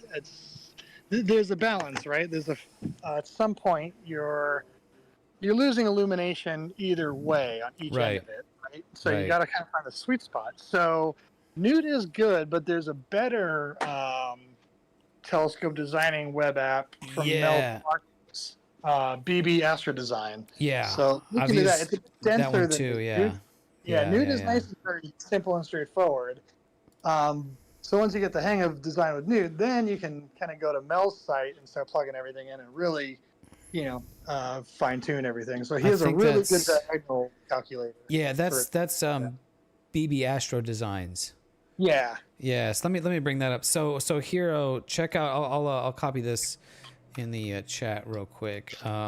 So yeah, this is the BB Astro Designs software, and so yeah, I think maybe that was what he was mentioning that he was messing with already. So maybe you've been using this already, but yeah, this is I've got that tool up here. So and what's up, Misadventures in Astro? By the way, how are you doing?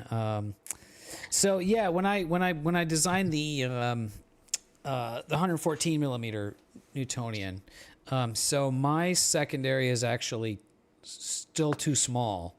So there's a big central obstruction, and the secondary is actually too small. So I'm missing some of the reflected light. So I'm losing light.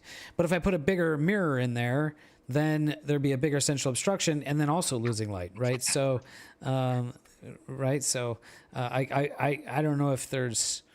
Yeah, so I guess it's a trade-off if one is really worse than the other or something, or well, something to consider when you're doing the math is you want to compare surface area rather than diameter, right? Diameter will seem too big sometimes when you're looking at it. And if you just, pi r squared, your diameter of central obstruction versus the surface area of central obstruction versus surface area of the actual mirror.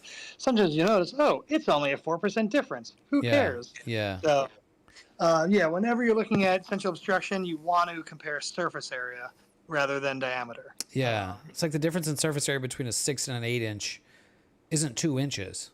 It's it's like twice as much surface area. Right. For only 2 inches more in diameter, it's like twice as much surface area, right? So, So that's a good point. The reason for that that I end up having to push the primary and the secondary close together was so the focus or draw tube doesn't extend into the light path, because it needs to be pretty long because we have like a 3 inches of a coma corrector sticking out there, right? So yeah, and that brings up a really good point. I think we talked about this before, but it's almost like the first number you need before you go any further with the design. The length of your image train. Yeah, because you don't want that. You do not want that sticking up. So kind of the first measurement you need to do is figure out how far back your image sensor has to be before the coma corrector or whatever protrudes into the tube. Yeah. So that's kind of the first number you need to figure out, and then go from there. So you got to, the coma corrector, back focus length, the focuser, size, whatever, and the draw tube itself, because you don't want the draw tube sticking in there. Yeah. Thank you for the biddies. Thank you for the biddies, Hero. I appreciate you. Yeah, I feel like the focuser draw tube or the focuser position is like kind of the primary thing to start with. Because like having the focuser draw tube sticking into the light path means that you have a square edge, so you're going to have an additional diffraction spike, and that's going to look ugly. So that's like, you definitely don't want that. But another problem, like I see potentially with this GSO design, is that the focal point may be so far outside the tube that you have the focuser draw tube extended really far. So so now the focuser draw tube is extended so far. Now you've got like this extra leverage where you could have flexing in your camera system, right? So you don't want it too far out, right? That is a great point, because if I remember right, the GSO tubes are set up so you can also do. Oh, you know what? No, I'm backwards. They're set up so you can also do visual with them, but visual you're further out than imaging. So never mind, negate that. But yeah, no, that's a great point. So, like so they likely are then. If it's way out here, then that's just going to be a nightmare. A long lever arm for your camera to potentially flex and wiggle, right? So if you were going to buy that, like my original plan was to like buy that telescope and then just modify it, I was thinking I would probably have to move the secondary mirror out a little bit further to accommodate for that. Yeah. So now you're back into the beauty of just making your own tube, right? Right. Well, I was gonna make a drill guide and drill new holes. Oh yeah. But yeah, so if I do it anyways, so. So what I do too when I make these, I don't drill my holes for the primary mounting till the very, very end. And what I'll actually do is I'll, get the mirror and everything loaded up in the cell. I'll stick it in the tube and then just kind of clip it in place from the back. Yeah. Then I'll get my camera, the focuser, everything set up here, and I'll get the kind of camera exactly where I want it. So I want it as close as possible to the secondary, but without anything, sticking into the tube, right? So I get that kind of fixed. And then what I can do is I can just push and pull the whole primary back and forth until I reach focus. Then I know, okay, this is where I want my holes. I'll take it all apart, bring it inside, and then I'll drill my holes in the right spot. And so, you can do the maths and everything and figure out where it's supposed to be, but it's really nice to verify it works before you drill holes into something. Yeah, so my approach with the 3D printed things is because I'm like 3D printing ring sections, was I could just leave out one ring in the middle and then get the distance between the mirrors what you want, and then measure that gap, and now that's the size ring you need to print to put in the middle, right? So since we're not drilling holes. So, And I also note, do not trust the published focal length on your mirror. They're all slightly different. Not by a lot, by like a few millimeters, but that can make or break things. So I'm pretty sure when I built my 12.5-inch Dob, he said it's an f5 mirror. I think it's really like f4 point something, 4.8 or something like that, because I had to cut like 60 millimeters off of the truss tubes to get it to reach focus. So that was kind of funky because like I first took it outside and like it wouldn't reach focus, so I had to I was like literally hand holding like the whole secondary assembly, and then just like pulling it down into where it looked like it was focused, and then eyeballed like, okay, it looks like about 60 millimeters. So that was, but I got it. So and you can if you look up you can check a focal length on a mirror without having to have a whole telescope built, just by determining the radius of curvature. And all you need is an LED to do that. So you can go online and just look up how to determine we'll have to radius of figure that curvature out. through a mirror. Then you could have a pretty exact measurement, just doing it in your room or whatever. Right. Radius of curvature is going to be twice the focal length. So if it's 64-inch radius of curvature, now you got a 32-inch focal length. There you go. All right. Yeah. So let's figure that out. But you can. But yeah, they all vary. You can get 4 of the same GSO mirrors, and they're all going to be a little bit different. Yeah. So Yeah. So you may need to adjust that a little bit yourself. So, that's just part of the dark art of mirror making. So yeah, getting that. Yeah, I noticed people in the threads are like, yeah, I'm building a mirror, and I'm like, I'm grinding a mirror, and I'm aiming for I'm aiming for F3 or I'm aiming for F4, and so I'm aiming for F5, but it's you end up somewhere not perfect in there. So, yeah. no, it's tough. Yeah, definitely fun stuff. Yeah, right on. Well, I don't know. It's like 5, so I think it's getting close to my dinner time. I don't know if I want to hold up too much more of your time, but this has been a lot of fun, Dan. I appreciate you joining. I don't know if we have if you have anything else you want to mention, or is there anything else we should cover? That's all I can really think of for now. But Yeah. if any other questions or whatever, you can just hit me up in the Discord. I'll answer eventually. Yeah. Yeah. And no, I mean, we can go on forever. There's a million topics we haven't even touched with this. Yeah, for sure, hopefully. for sure. So,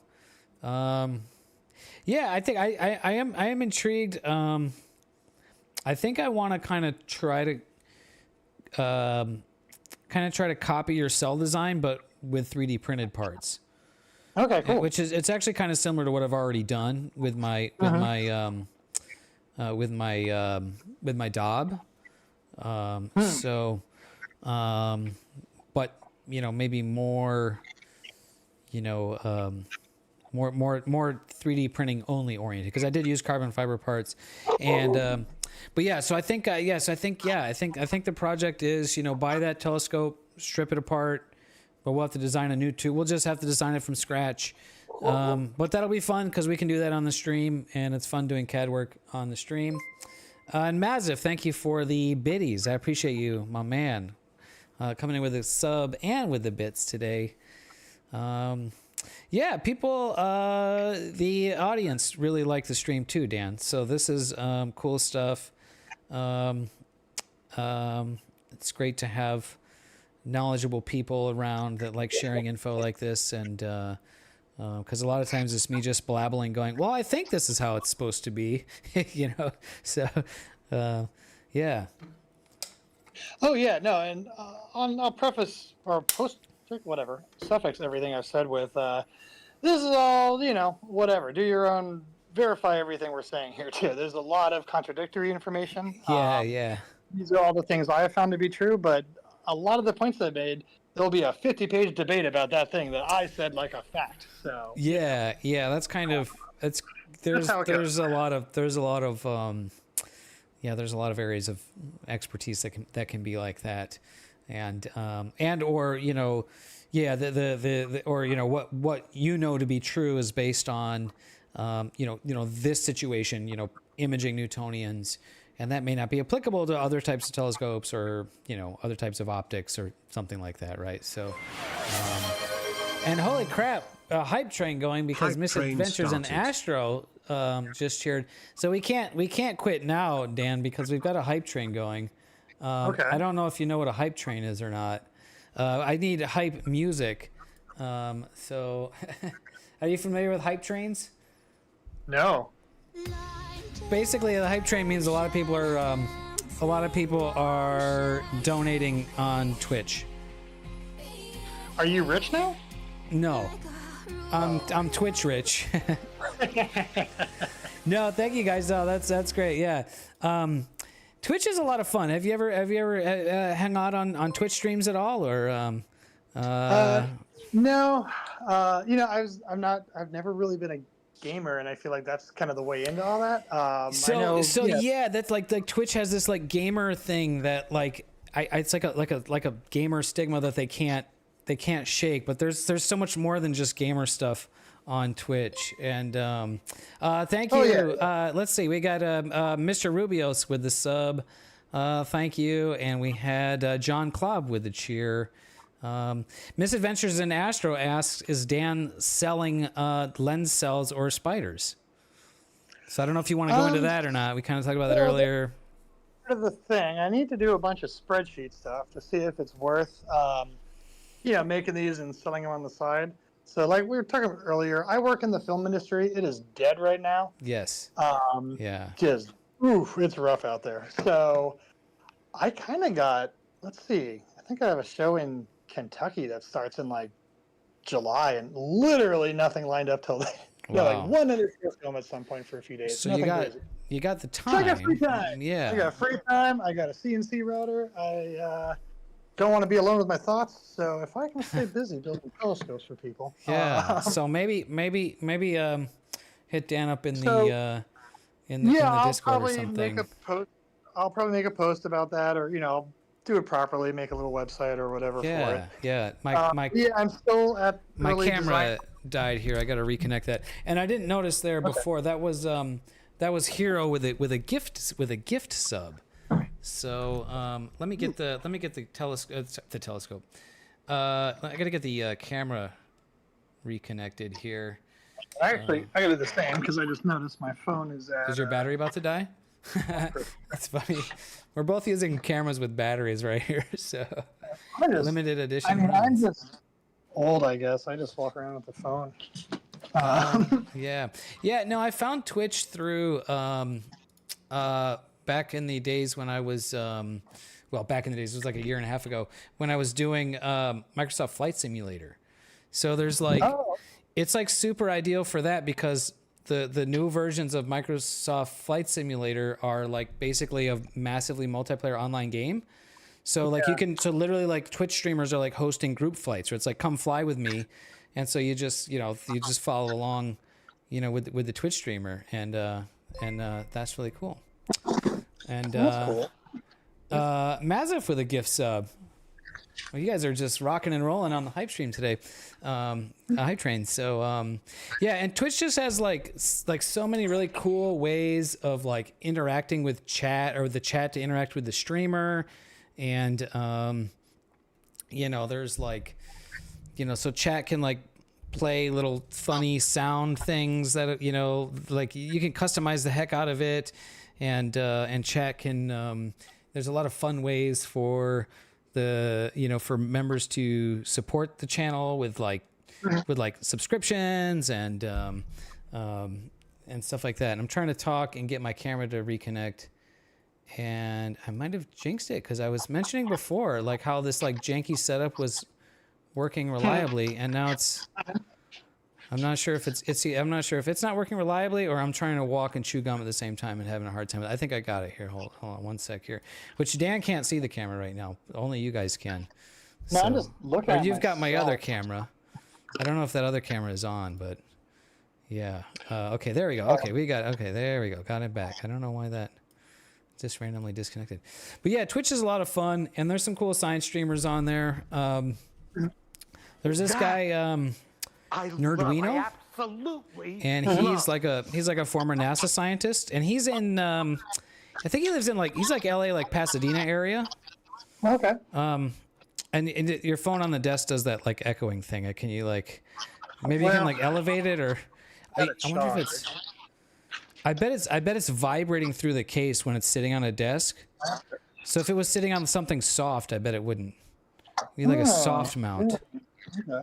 Yeah. We're learning stuff here, guys. It's all our first time. It's our first time streaming.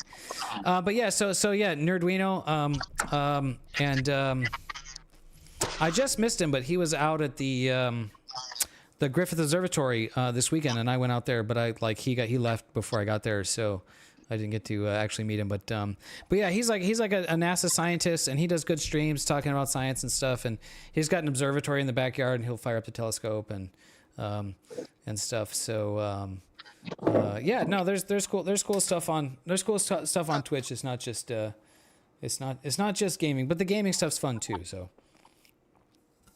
Okay. Yeah. No, Yeah. I mean, yeah, just never. I don't watch Never a had- lot of stuff. never had a Lots. reason. Yeah, Twitch streams are usually like usually you just kind of have them on in the background. They're like second monitor content, they say, or it's just like, you just want, you just need somebody's voice to listen to. And Oh yeah. wow, the hype train is at level 3. So yeah, so the hype train thing is like if enough either channel subscriptions or donations come in like at the same time, then like it starts a hype train, and then like it allows like viewers to unlock certain rewards and stuff. I don't even know how much of that I have set up, but like there's a lot of fun stuff on there.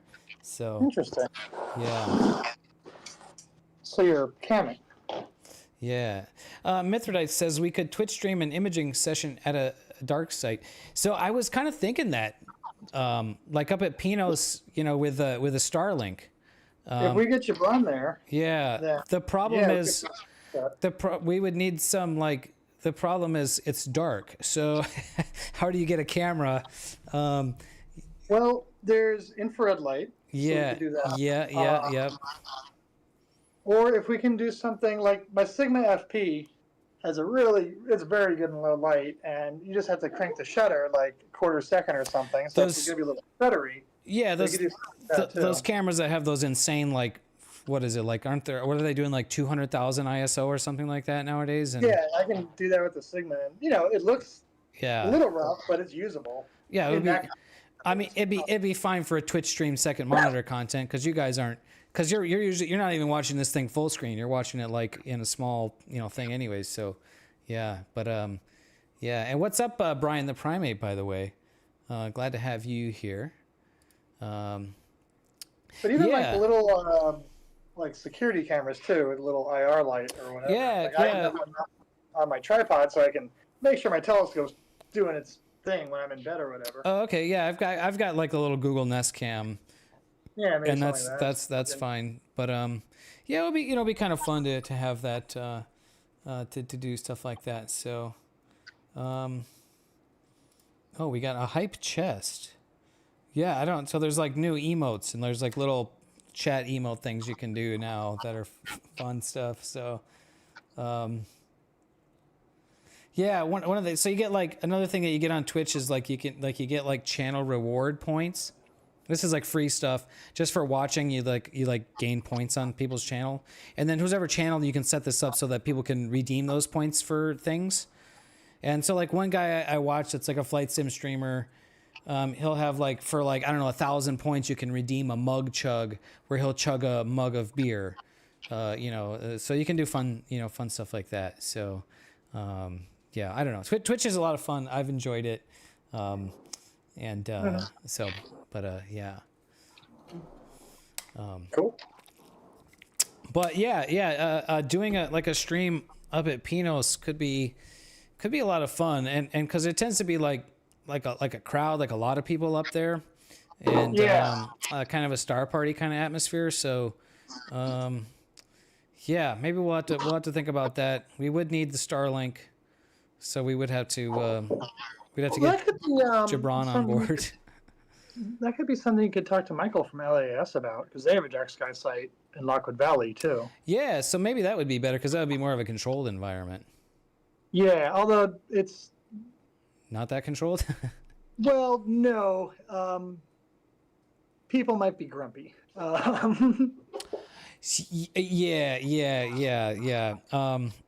Honestly, I think Panamint would be great. Although it's too warm now, but.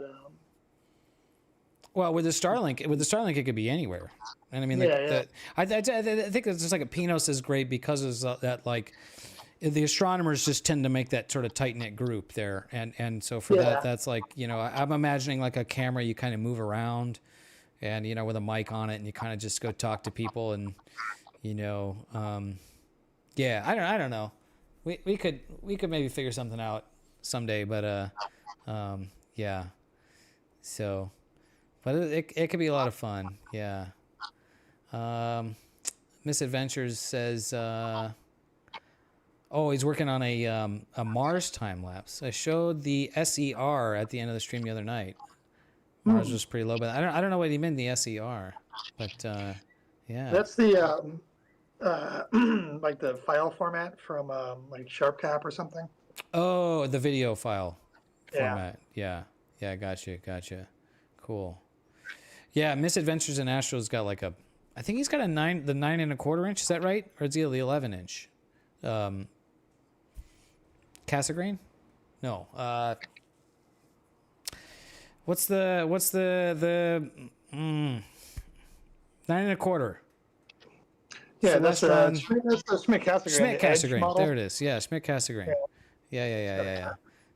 So SCTs that are good for planetary imaging and viewing. So, yeah. He's in Colorado, so he's got some decent skies up there. Although I think more clouds than we have. So, Yeah, no, it's not bad. It's not. It's still, Yeah. anything west of the Mississippi's pretty decent. So, yeah, probably doesn't have the moisture issues and as much as like we were talking about dew earlier and stuff. So, yeah, And seeing and yeah. and all that. Yeah. Yeah, it's fine. I've never dabbled in planetary. It's like I'm kind of scared to try because then another thing. So I started with planetary when I first started doing astrophotography back in the day, and that's what got me back into deep sky imaging. And what sucks about planetary is the software really sucks. It hasn't, as far as I know, there's not really any new, like everyone's still using the same software, the like Registax and AutoStacker, and those programs. I hate to talk shit about free software. What is it? Just they look old? Like I love that stuff. Give me that all day. It's not just that they look old, but imagine doing noise reduction or deconvolution in PixInsight without Blur Exterminator. Like you can do it. I did for 12 years. Yeah, but like, doesn't it suck ass? Like, doesn't it suck ass though? Like, it's like the most annoying. Yes and no. I feel like you worked harder for it, so when you finally got it, it was like, I never got it though, so it does. No matter how hard I worked, I couldn't get it. It's tough. So, yeah, it's partially that it kind of looks old. It's partially that it, it's like, it's older software and the user interfaces are kind of weird and not really, that intuitive to use. But then again, I guess really neither is PixInsight. So I don't know. It's super cool, to be able to get details on the planets. Yeah, I definitely find it to be much too tedious and, obnoxious compared to, I don't know. I guess deep sky can be just as tedious. I don't know. I'm rambling. So. Yeah. No, I mean, I do this. I love tedious. So, but yeah, no, it's funny because I've got like the 12.5 and I've got the 20-inch. Like, so that's why I'm scared to get into planetary because it'd be like, oh, this is, and a whole nother thing that never ends. So, yeah, I think the biggest thing is like you really want tracking, really pretty accurate tracking for planet because you're working at such high magnification. Well, and actually that gets me to the equatorial platform. Is I kind of didn't want to touch it till I had one of those because I knew it was just going to be. I feel like even with that, like depending on how much magnification you're looking at, like because usually it's not just magnification, but you also crop the sensor way in so you can shoot really high frame rates, right, for the lucky imaging. So like you really need it to be. Kind of locked in there, and SharpCap will do like auto guiding on the planet. So, but you have to have a mount that you can guide. So, I don't think you can do that with an equatorial platform. But maybe there's a way You can do steppers on it, and you can even add a declination if you want. Yeah. But that's not going to be my goal. I mean, actually, let me take it back. You're already going to be using a stepper or something to drive it. So you could implement auto guiding just in RA if you're feeling industrious. My goals with the equatorial platform are just for basic visual tracking. I'm not going to get that crazy. So it might be something I'll mess with. If not, whatever. I think if you're going to do planetary, you get a C11 or something like that, and you put it on your Lost Mandy mount. And Well, I've thought about, because I have that 12.5-inch job has an Astrophtotgraphy mirror, which is like perfect. yeah, I could just build a tube around that too. Yeah, And make yeah. another imaging Newtonian. So that would probably be the route to go with that. I don't. No offense, I don't like SCTs. I never will. So,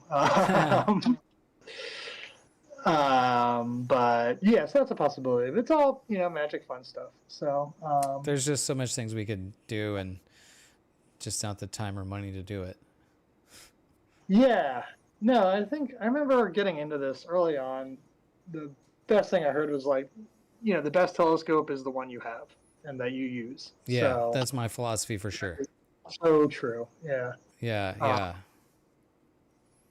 Yeah, I definitely feel that way. Like I would love to have, a C14, but like I'm not gonna carry that thing around. Yeah, it'll be I'm not cool gonna- once. Like Yeah. your back will hurt, and then like it's just Yeah. So the best telescope is the one you can't afford, is what Misadventures in Astro says. Well, that's certainly true.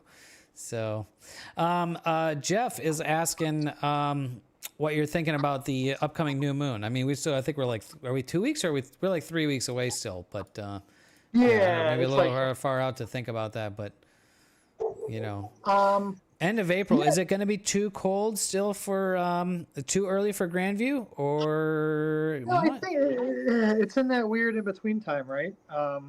I was up there. Where- I was up there in May last year, and it was amazing. Yeah. But that might have been the end of May, so it might have been Yeah, a week every year, later. like I got snowed on there in June before too, so it's like Yeah, you're right. real.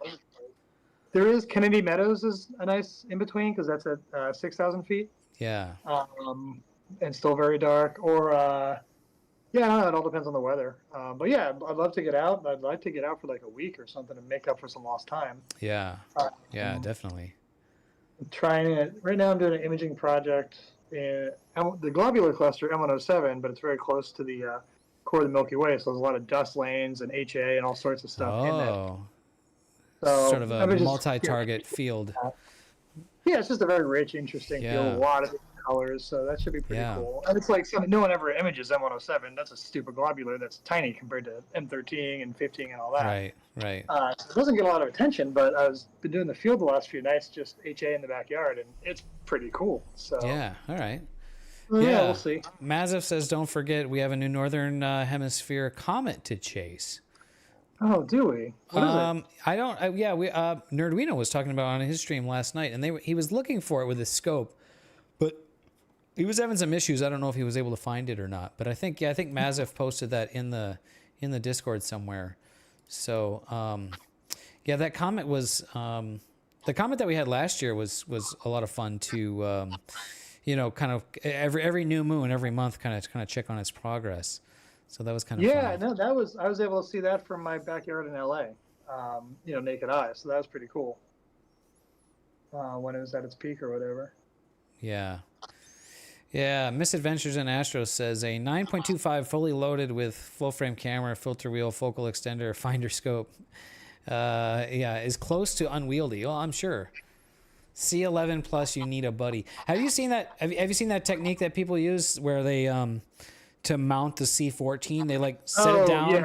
They like set it like face down on like an elevated platform, and then you rotate the mount to meet the scope, and then you clamp it. So that's a cool technique. That's pretty smart. No, that's what you got to get creative sometimes. Like I know, in film when I'm working on lighting, we'll have these giant lights, like 18,000 watt lights that weigh hundreds of pounds. And we'll just use like the lift gate of the truck and have the stand on the ground and kind of go up and down on the lift gate until like, all right, there it is. Put in the dovetail. Nice. So that's what you got to do. So yeah, it kind of reminds me of that. It's kind of John Klobb asks, if you get a Newt with like a 6-inch primary mirror with long focal length, can you redo the tube to make it shorter for astrophotography? We'd have to have a different mirror. Well, I think it was asking if it's commonly the 6-inch f5 scopes are set up for visual, right? And so you don't have enough in focus for a camera to work. Yeah. So yeah, what people will do, and if that's what we're talking about, you just get a hacksaw and cut off, ½ inch or an inch or whatever off the back of the tube, drill new holes, and then mount the primary there. Or alternatively, what's easier is usually just getting a better focuser, because a lot of times the focusers those come with are like that tall. You just get a good low profile focuser, and hey, now you can focus, and you have a better focuser. So pick your poison. If that's what we're talking about. Yeah, he says yes. So okay. Okay, and that said, that does bring me something I forgot about. We were talking about the GSO mirror quality. I do remember I've tested a few of the F5 mirrors, and they are all pretty good compared to the F4s. So something to consider with inexpensive mirrors. Now your tube just got 6 inches longer too. So well, that's kind of a that's been my understanding too, though, is that the faster the mirror, the more difficult it is to grind that shape accurately, right? So yeah, you have way less tolerance for wavefront error. Higher speed mirror. So yeah, but it's faster and well, trade-offs with everything. But yeah, I know the 6-inch F5 mirrors that I've used. I've had a few in the past actually. I forgot about. Yeah, I feel like I mean the trade-offs with when we're talking about when we're talking about imaging in particular, having shorter focal length means that the tube is smaller, it weighs less, so you have less surface area for wind to move it around, and also it's a smaller pixel or a larger pixel scale, so a better chance of less difficult to guide accurately, right?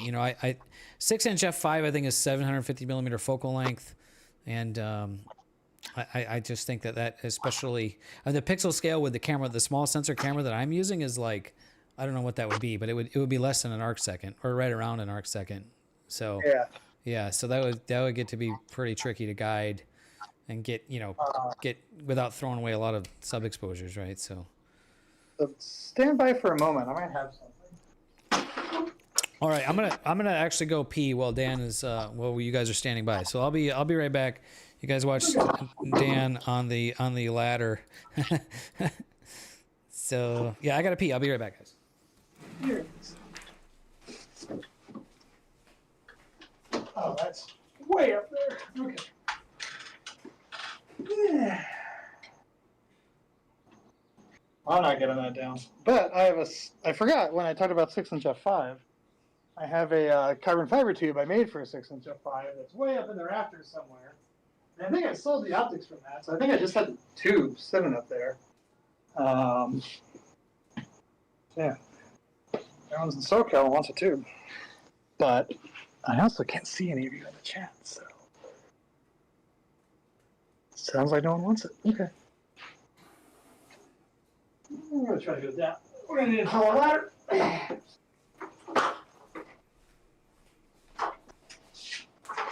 I'd like to go to that one subreddit, watch people die. All right, sorry, I'm back. Yeah. Dan's the best guest host so far. Well, yeah, I did kind of put Michael Jackson on the spot when I had to go pee one time. So yeah, get ready to clip it. Oh yeah, uh-oh. Here, do you want this? So that was your previous tube, right?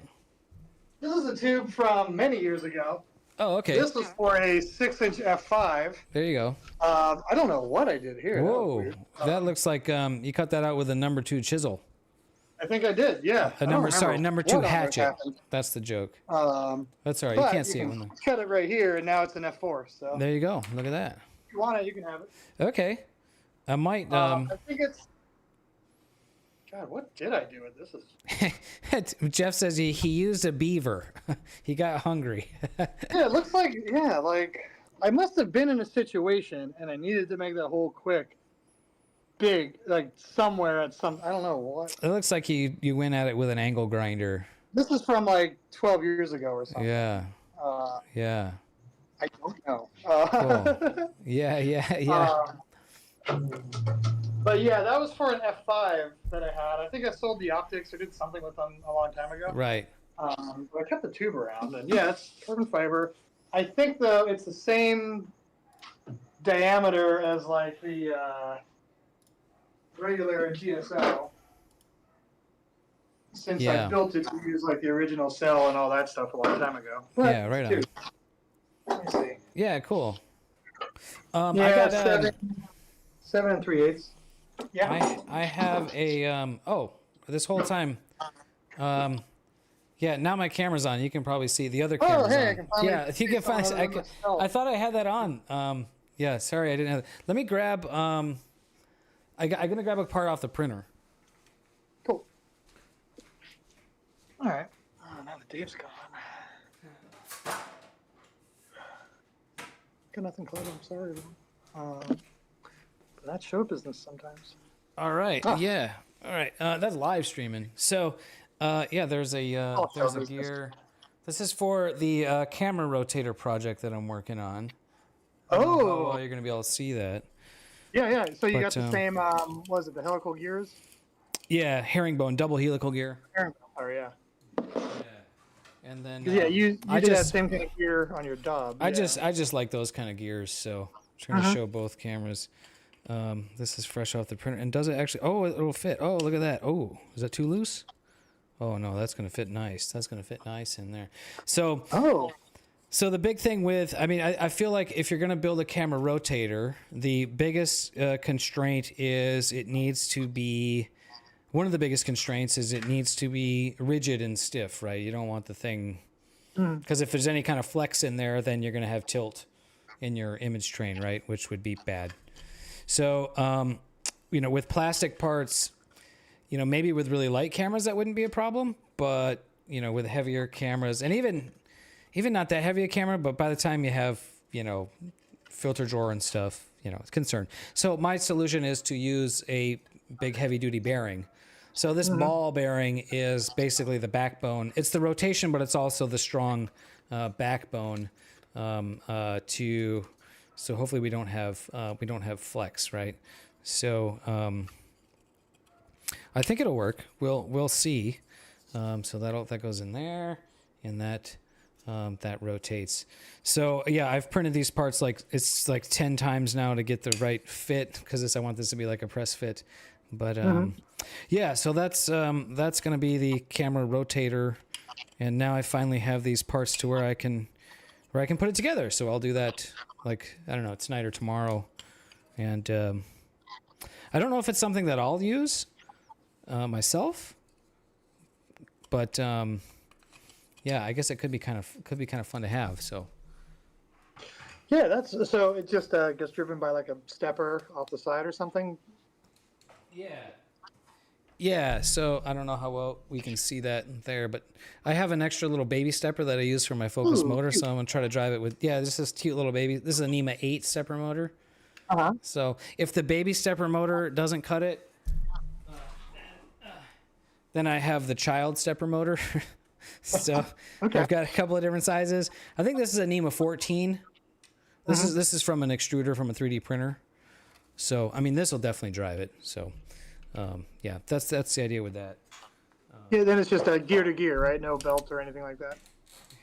Yeah, right. So we're just using these herringbone gears, which work really great. They're fun to print.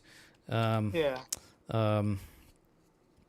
know, a belt drive would work, but you'd have to buy a belt. And this way, you don't have to buy a belt. Yeah, no, that's great. And then you got belt.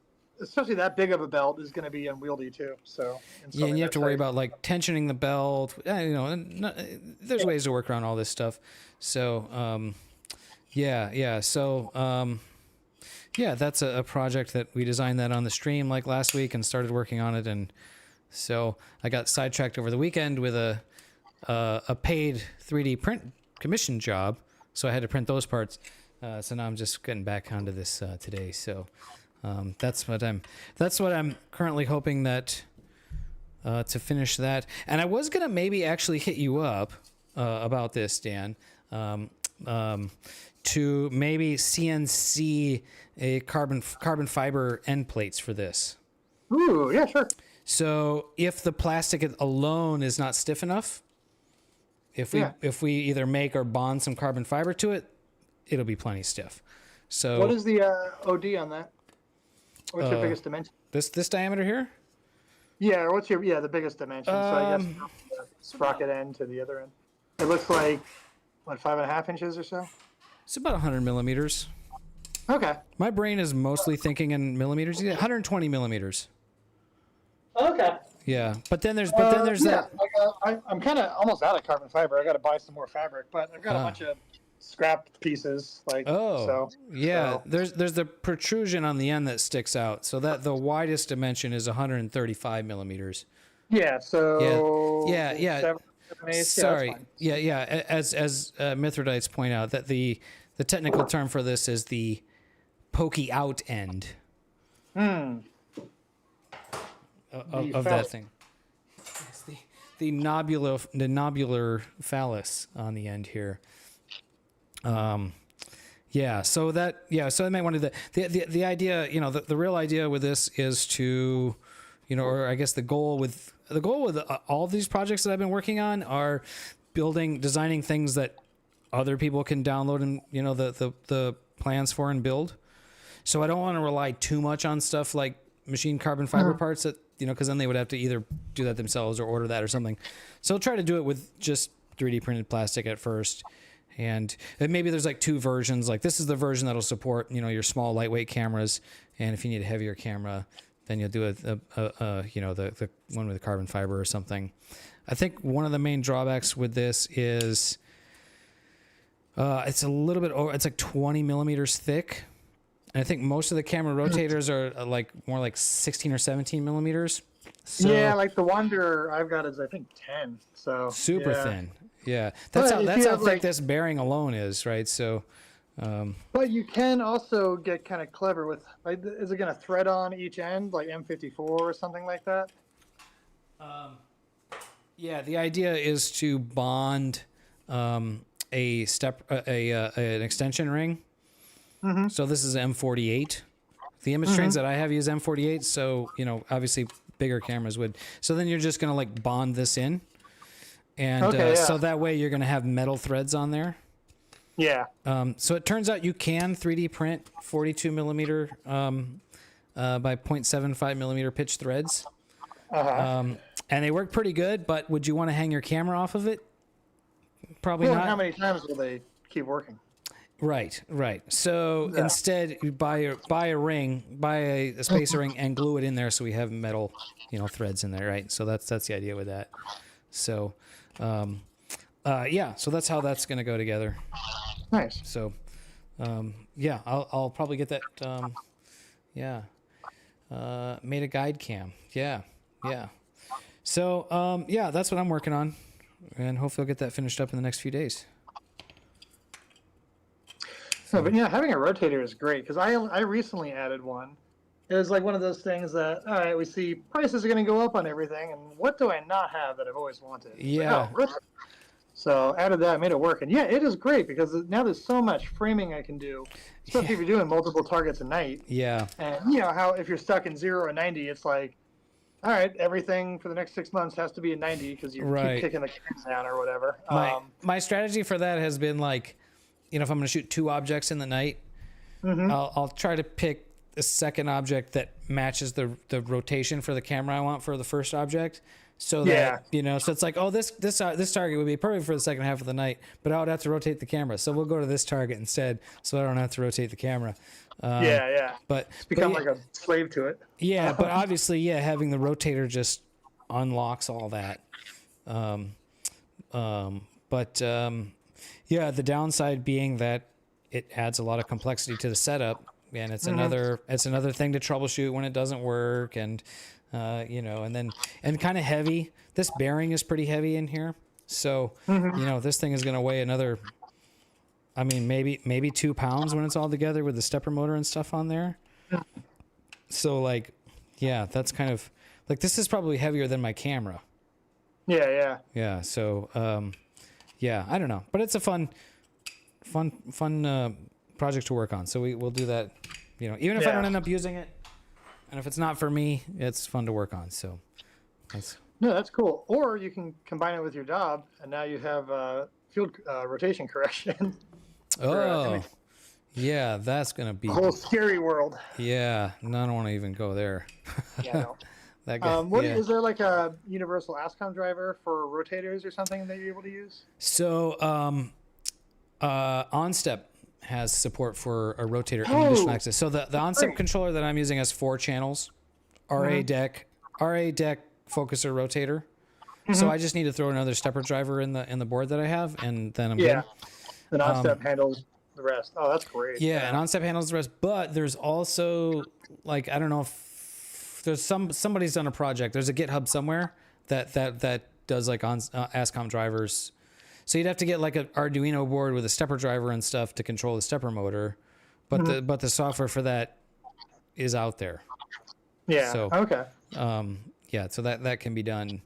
Yeah, fortunately, yeah, part of the only reason I'm doing it is because I know that OnStep supports it. Yeah, so I've got that. And it's funny, I remember so many times going through that firmware thinking like, I'm never going to see the configuration. I'm never going to, bother with this part of the configuration. And now it's like, okay, well now maybe I will. So yeah, so good to have options, I suppose. Mm-hmm. Nice. So the bearing does have a really nice, satisfying, smooth motion. Oh yeah, I bet. So that's kind of fun. Is it a ball bearing or needle bearing? It's a ball. It's just a standard ball Oh, bearing. okay, got it. Yeah, and it's kind of thick and heavy. And I know in existence you can get, I know large diameter, super thin light bearings exist. Mm-hmm. Trying to source one, especially like on Amazon, haven't been able to find. So they don't anywhere need the level of like load capacity this bearing has, right? So yeah, trying to source and find another bearing, it might be a specialty thing from a bearing website. Yeah, you got to get deep into some supply catalogs for that. Yeah.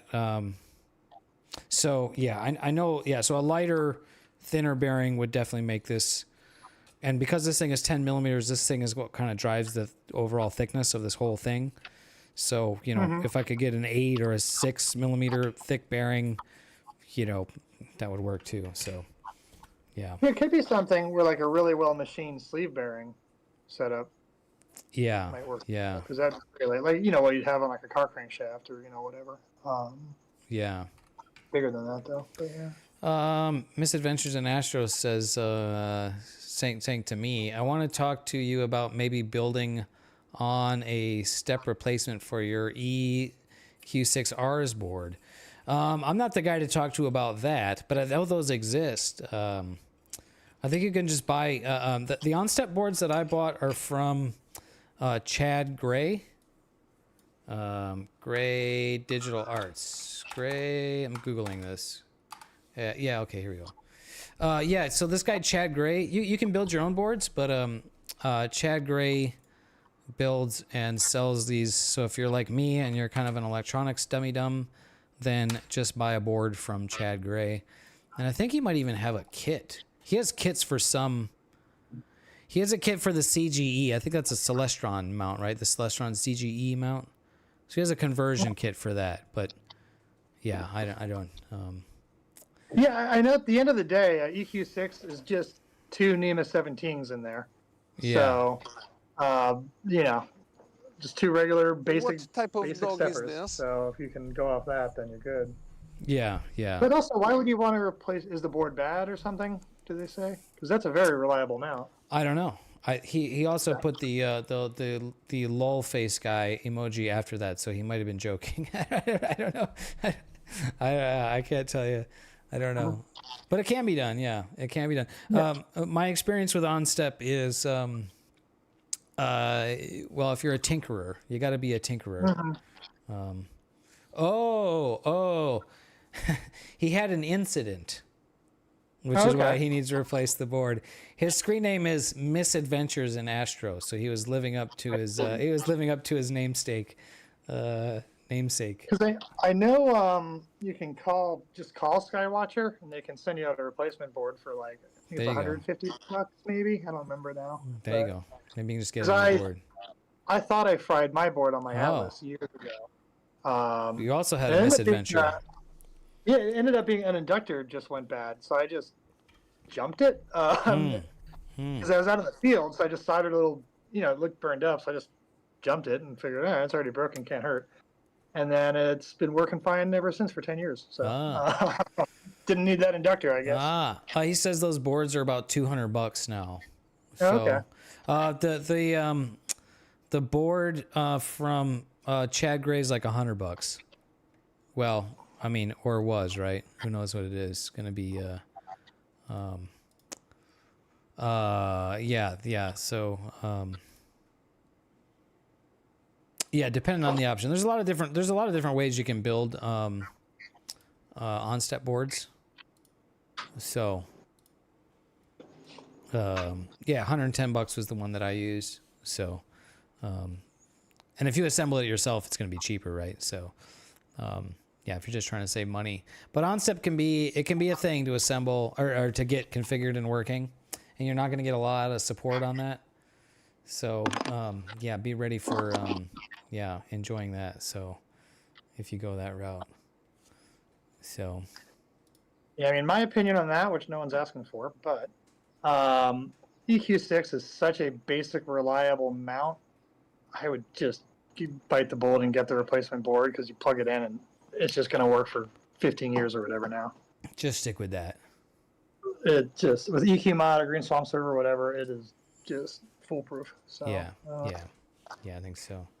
And I'm a tinkerer. I love wasting time. So Yeah, you're perfect. Then you're perfect for it. Yeah, it's kind of just on the edge of what I'm cool with. It's just kind of.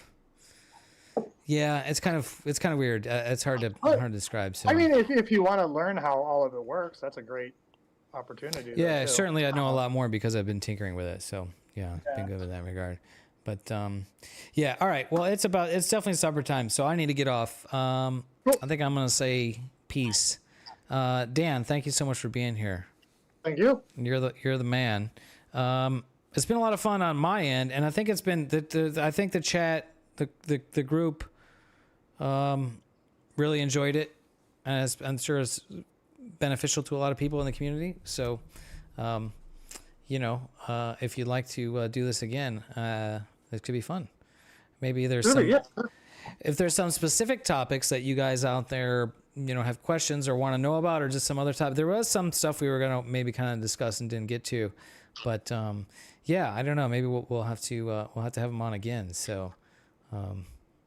Yeah, I got plenty of fruit time. So. Yeah, for sure. So, yeah, thanks for being here. Thanks you guys for all the support. Man, we had a hype train, which is crazy. Yeah, so many of you guys supported the hype train and subs. A lot of fun. Yeah, if you Misadventures in Astro mentioned earlier, I don't have Twitch save the VODs. Maybe it does. I don't even know if I have that set up on Twitch or not. But YouTube records the, you know, so you can watch it back on my YouTube channel. So ! YouTube will get you there on Twitch, and so you can watch the replay there. And if you guys have any other questions or suggestions, you know, anything you want to see and hear about Dan talk about, then we can have Dan on again another time. I'm thinking, armed with the knowledge that I've gained from the stream, I'm thinking we're going to start designing a 6-inch telescope to be 3D printed. Most, you know, similar construction to the previous one, but bigger, and kind of push the limits of what can we do with 3D printing. So we'll see. Well, I think we'll start working on the design and see where it goes, and you know, we'll take it from there. So, yeah. So, all right. I'm going to sign off. Dan, thank you for being here. Cool. We'll talk about, yeah, you know, we'll talk to you soon. Great. All right. All right. Yeah. No, it's been cool. So yeah. Whatever. Cool, man. All right. Peace out. All right. Now that Dan's gone. No. Yeah, great, cool. Thank you guys all for being here. Yeah, like I said, maybe we'll start on that 6-inch design, and if we do that, we'll do it on the stream. So maybe that'll be tomorrow. I'll see what's shaking, and I'll talk to you guys later.